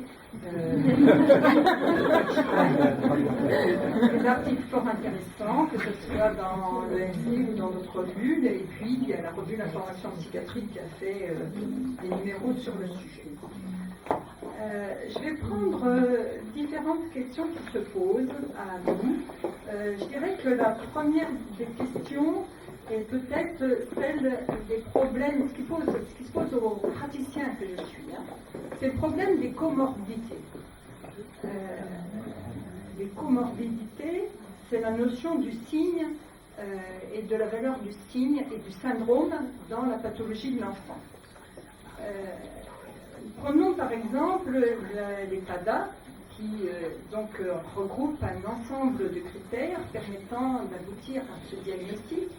Et vous savez que l'agitation, l'hyperactivité est quelque chose historiquement très présent dans la pédopsychiatrie française. Or, l'hyperexcitabilité, les troubles de l'attention, l'hyperactivité, dans la classification, dans notre pensée de la pédopsychiatrie française, s'associe à beaucoup d'autres symptômes et pas forcément dans l'entité uniquement TADA. On le retrouve, par exemple, dans le trouble des apprentissages, dans les troubles du comportement, mais aussi on le signale en association dans les troubles émotionnels, les troubles anxieux, les troubles dépressifs.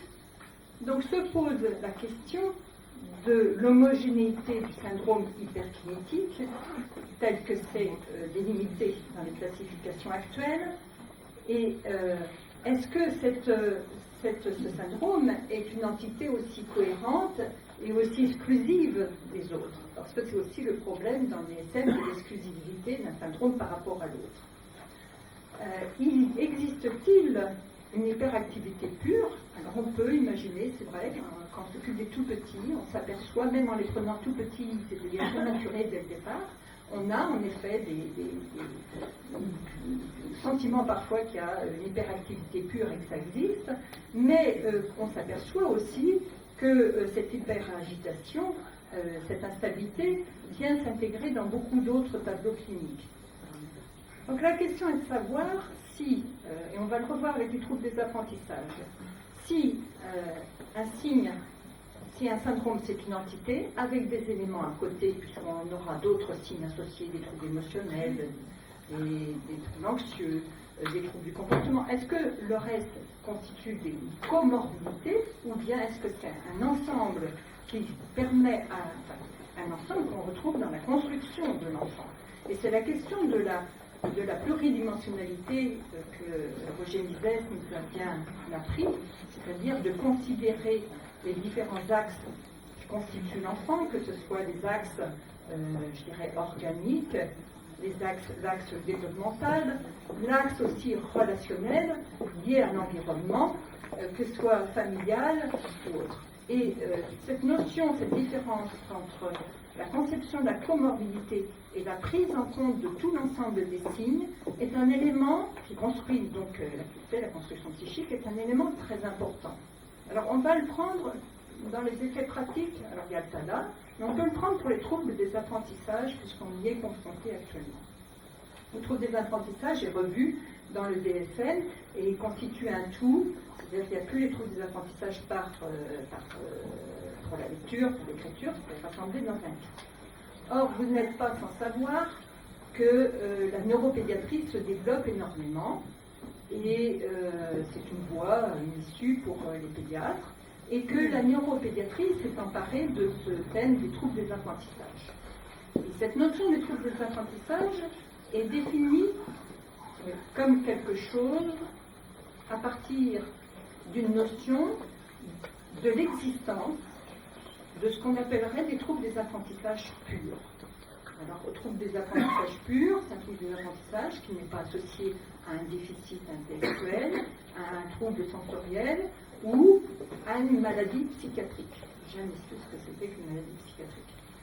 Et à partir de cette notion de pureté de trouble des apprentissages que les neuropédiatres retrouvent dans certaines difficultés liées à l'enfant, mais qui sont excessivement rares, à partir de cette notion de pureté des troubles des apprentissages, il est réfléchi des modalités thérapeutiques appliquées à ces troubles des apprentissages. Et à partir de ce modèle est, je dirais, fondateur pour l'étendre à tous les autres types de troubles des apprentissages. Et c'est là où ça nous pose question. Il n'y a pas un refus de l'organogénèse, il y a l'idée que organogénèse, psychogénèse, ça va ensemble, et qu'on ne peut pas appliquer quelque chose qui est défini pour une minorité à un ensemble conceptuel beaucoup plus important. Et c'est ça qui nous inquiète, et on va trouver ça rapidement pour le trouble du spectre autistique, c'est-à-dire comment ce qui se définit, ce qui se réfléchit pour quelque chose d'extrêmement limité, constitué en un syndrome, va petit à petit s'appliquer à tout l'ensemble en considérant qu'il y a ce noyau pur et qu'autour il y a des comorbidités. Donc il faudrait appliquer quelque chose pour ce noyau pur avec une injonction d'éléments les uns les autres. Au lieu de concevoir la construction de l'enfant avec les éléments constitutifs génétiques, biologiques, mais aussi sa propre construction psychique dans la relation à l'autre, les événements extérieurs et les liens avec l'environnement. Et ça, c'est un débat important. Je ne vais pas le dire rapidement, je crois que j'ai un peu de temps, mais pour les troubles du spectre autistique, c'est aussi une autre question qui arrive, puisque je suis amenée à faire des diagnostics d'autisme, puisque je m'occupe des enfants de moins de 3 ans et j'en fais beaucoup. Et les parents arrivent en exigeant que je pose le diagnostic d'autisme. C'est étonnant. On a un enfant de 18 mois et les parents disent pourquoi vous ne me dites pas que mon enfant est autiste. Alors les parents ne sont pas sourds non plus. Hein. Ils ont perçu que leur enfant avait des troubles de l'ordre qu'on retrouve chez certains enfants autistes. Ils le perçoivent bien que leur enfant n'est pas tout à fait pareil. Néanmoins, avec cette globalisation du diagnostic, contrairement à ce qu'on avait dans le CSTENA, où on a des troubles autistiques typiques, atypiques, des harmonies psychotiques, enfin tous les éléments différenciés, on ne peut plus dire à ses parents maintenant que leur enfant n'est pas autiste, qu'il est éventuellement tel et tel autre diagnostic. On peut seulement leur dire qu'il est plus ou moins autiste.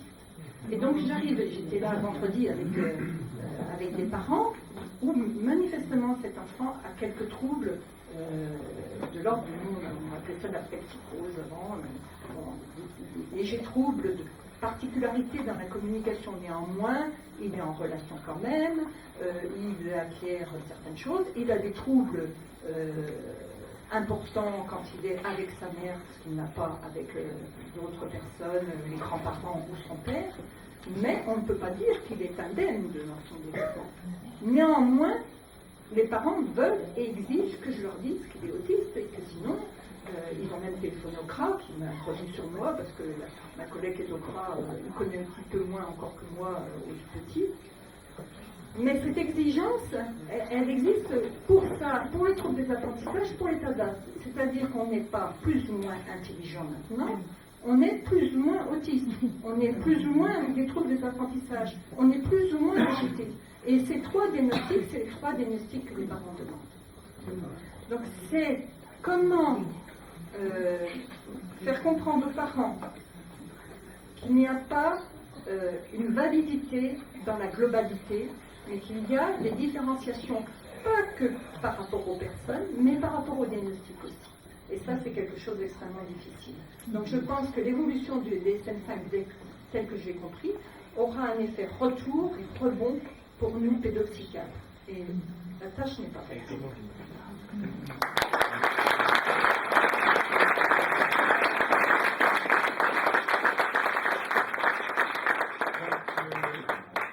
Merci beaucoup, Nicole Garret. Et donc, on peut poser quelques questions. Ensuite, on pose une demi-heure. Sachez que dans l'après-midi, il n'y a que 2 exposés, pas une nouvelle de Santé. Donc, il n'y a que M. Gonan et Eric Laurent. Donc, voilà. Voilà, des questions. C'est parce que comme 2 des orateurs ont mentionné mon nom, je voudrais peut-être un peu préciser comment un seul.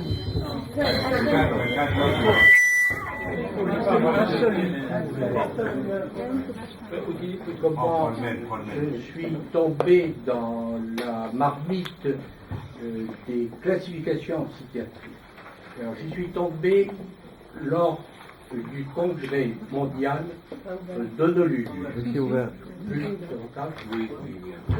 proche et plus lentement. Alors, lors du congrès mondial d'onologie, où la section classification de la mondiale vota une résolution demandant aux sociétés nationales de psychiatrie qui disposaient d'une classification officielle de la modifier pour la rendre compatible avec le chapitre 5 de la classification internationale des maladies. Alors, comme ça nous a été rappelé, l'IPA révisa le DSM 2 pour en faire le DSM 3. En France, qu'est-ce qui se passa? L'INSERM supprima la section classification en psychiatrie qui éditait jusque-là une classification française des troubles mentaux.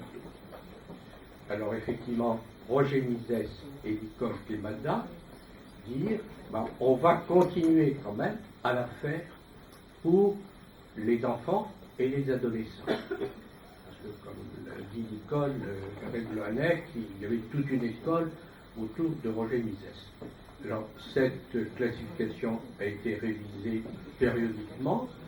En général, quand il y avait la révision concomitante de la classification internationale, et donc l'an dernier, nous avons sorti la CFTMEA R 2012, avec donc, voilà, qui a démontré, j'ai vu que Madame Andreasen l'a futé avec beaucoup d'intérêt, et nous l'avons présenté dans un certain nombre de sociétés, et il y a des collègues de psychiatrie d'adultes qui ont dit mais pourquoi vous ne la prolongez pas aux autres âges de la vie, l'âge adulte, le troisième âge, et personnellement je défends beaucoup qu'on l'étende jusqu'au vieillard pour des raisons personnelles.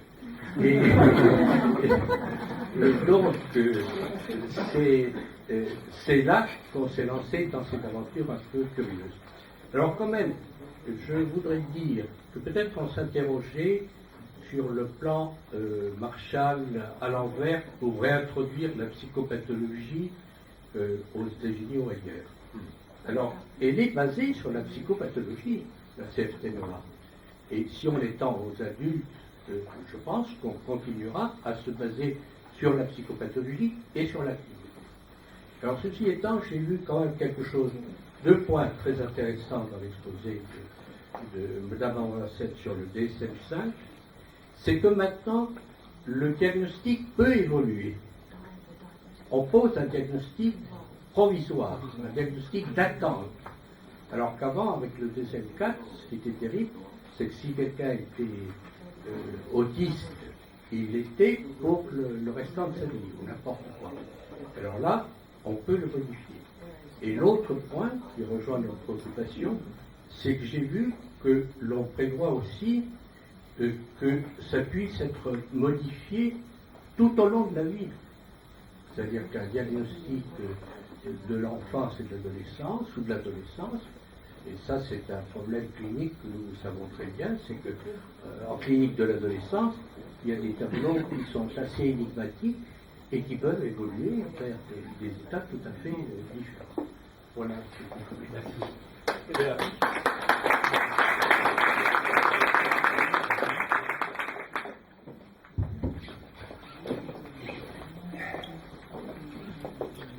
Bon, j'ai trois, j'ai pas de questions, j'ai des commentaires. Ce qui me gêne un peu dans la discussion contre le DSM, c'est qu'on condamne l'outil de travail avec l'argument qu'il risque d'être mal employé, ou qu'il est mal employé.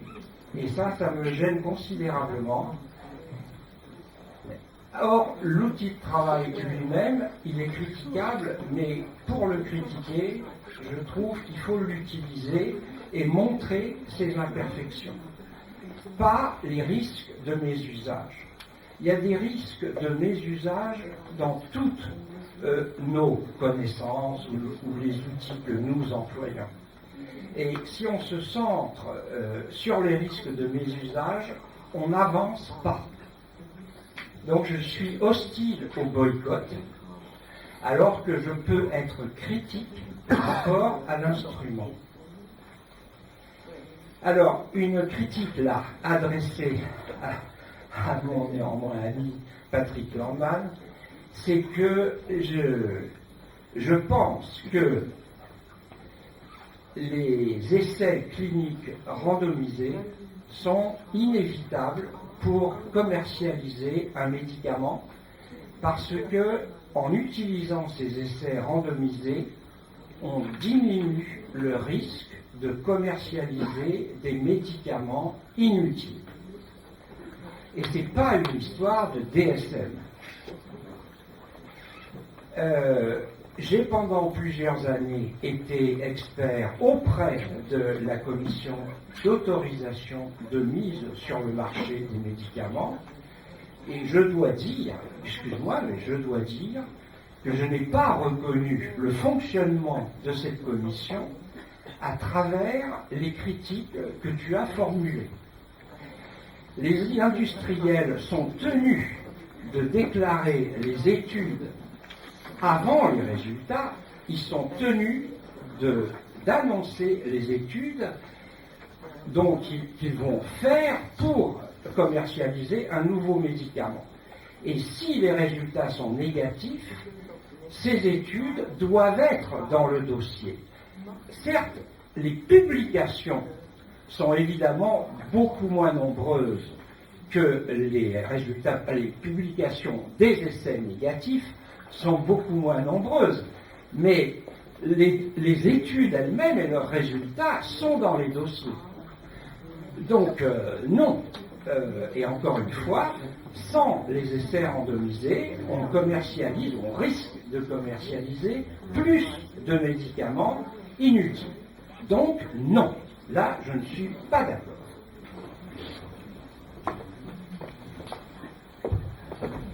Bon, nous, en tant qu'association, on ne se prononce pas pour ou contre, on était plutôt ouvert au débat. C'est pour ça que je parlais de terroir au début, etc. Donc, je ne pensais pas à vous, mais... bon, est-ce qu'il y a d'autres questions? Oui.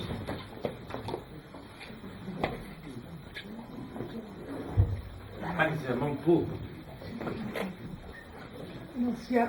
Nancy Andreasen, à la fin de votre exposé, vous commenciez votre exposé en indiquant quels avaient été le projet de départ du DSM, la nécessité selon vous, de contrer la domination idéologique de la psychanalyse, de recourir à différentes approches.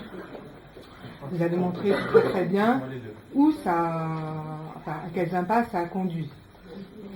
Et en conclusion de votre exposé, peut-être je n'ai pas suivi assez finement, vous préconisez pour un renouveau, vous prononcez en faveur d'un renouveau de l'étude de la psychopathologie, de la recherche clinique, et notamment en faisant appel à différents facteurs. Enfin, une étude moi j'appellerais ça comme ça, peut-être c'est pas le bon terme, une étude multifactorielle. Je n'ai pas bien compris, finalement, quelle serait la différence épistémologique entre les présupposés de départ et ces nouvelles études. Et la question qui est là, pour le coup beaucoup plus large, est-ce que les multiples, est-ce qu'on peut croire qu'on est athéorique, ou est-ce que c'est seulement un modèle dominant qui à un moment donné paraît athéorique, ou dont les présupposés théoriques ne sont plus extraits? C'est une question. Et l'autre qui va avec, c'est est-ce que si on reste toujours dans le modèle on va faire des études pragmatiques en faisant des corrélations statistiques et en mélangeant différentes approches parce que c'est un paradigme dominant dans le monde d'aujourd'hui, est-ce qu'on ne va pas de nouveau aboutir au même résultat, et si c'est différent, en quoi? Parce que, y compris vous peut-être qu'on va...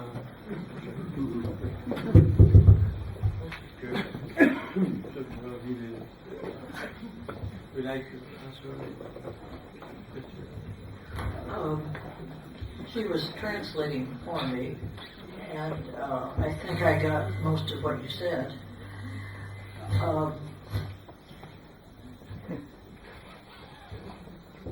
I liked what he said.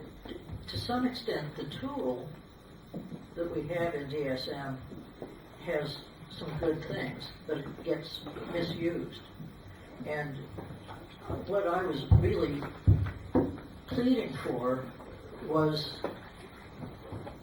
extending beyond the limits of criteria to do more for patients in terms of a more complete history, a more complete understanding of their lives, in terms of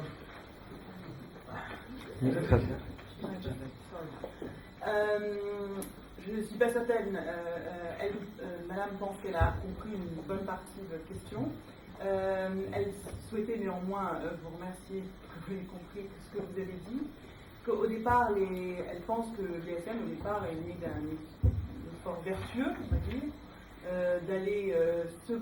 Pourquoi elle plaidait, c'était d'aller au-delà du critère pour comprendre un peu plus, de manière plus générale et plus globale, l'histoire du patient et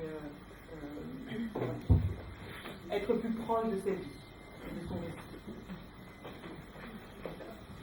Another point I was trying to make is that we need to educate our students in psychiatry in much better ways, that we should be encouraging them to read the classics in psychopathology. So that, and then if they read enough different things, we'll have a better synthesis. L'idée aussi, c'est d'encourager nos étudiants à davantage lire et revenir à l'étude des textes plus classiques de la psychopathologie, ce qui leur permettrait d'avoir une compréhension plus globale, là encore, des symptômes, une approche plus globale. 2 or 3 years ago, I was asked to go to the Maudsley Hospital where the residents had organized a group to study psychopathology. And they would pick, one classic every few weeks and all read it and then meet to discuss it. And Robin Murray, the dean, didn't especially approve. Il y a 2 ou 3 ans, on m'avait invité, des internes de l'hôpital Maudsley à Londres m'avaient invité, et j'ai pu constater que ce qu'ils faisaient, c'était de reprendre des textes justement qui étaient lus, des textes classiques, effectivement, qui étaient lus. Mais je me suis aperçue que le doyen, qui s'appelle Robin Murray, était un peu hostile à cette approche. Okay. Well, one final point. As you expand knowledge, then I think you get to better systems eventually. They may not even be official, but they can be very helpful in, doctor-patient interactions. Quand on cherche à étendre le savoir, on peut avoir une meilleure approche justement des patients, et ces termes ne doivent même pas nécessairement être officiels, mais ils peuvent être d'une grande utilité. Oui, j'avais une question pour Nancy Andreasen. Alors, how could we convince universities to teach a wider psychiatry than just DSM? Donc, comment est-ce qu'on pourrait convaincre les universités d'enseigner une psychiatrie plus large que juste le DSM?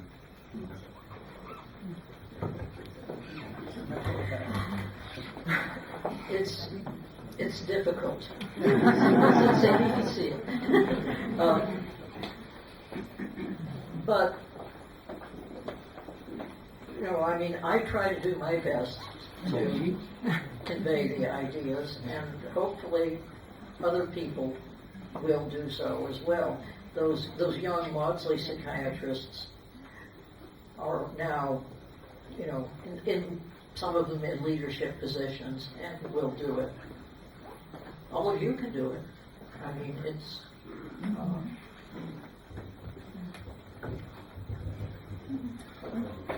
Je ne suis pas la seule. Je pense, j'y travaille, mais je ne suis pas la seule. Les internes dont je vous ai parlé aujourd'hui sont devenus psychiatres, et eux le font, et vous aussi. Vous pouvez œuvrer travail dans ce sens. On va s'arrêter là. Donc on pose une demi-heure et on reprend,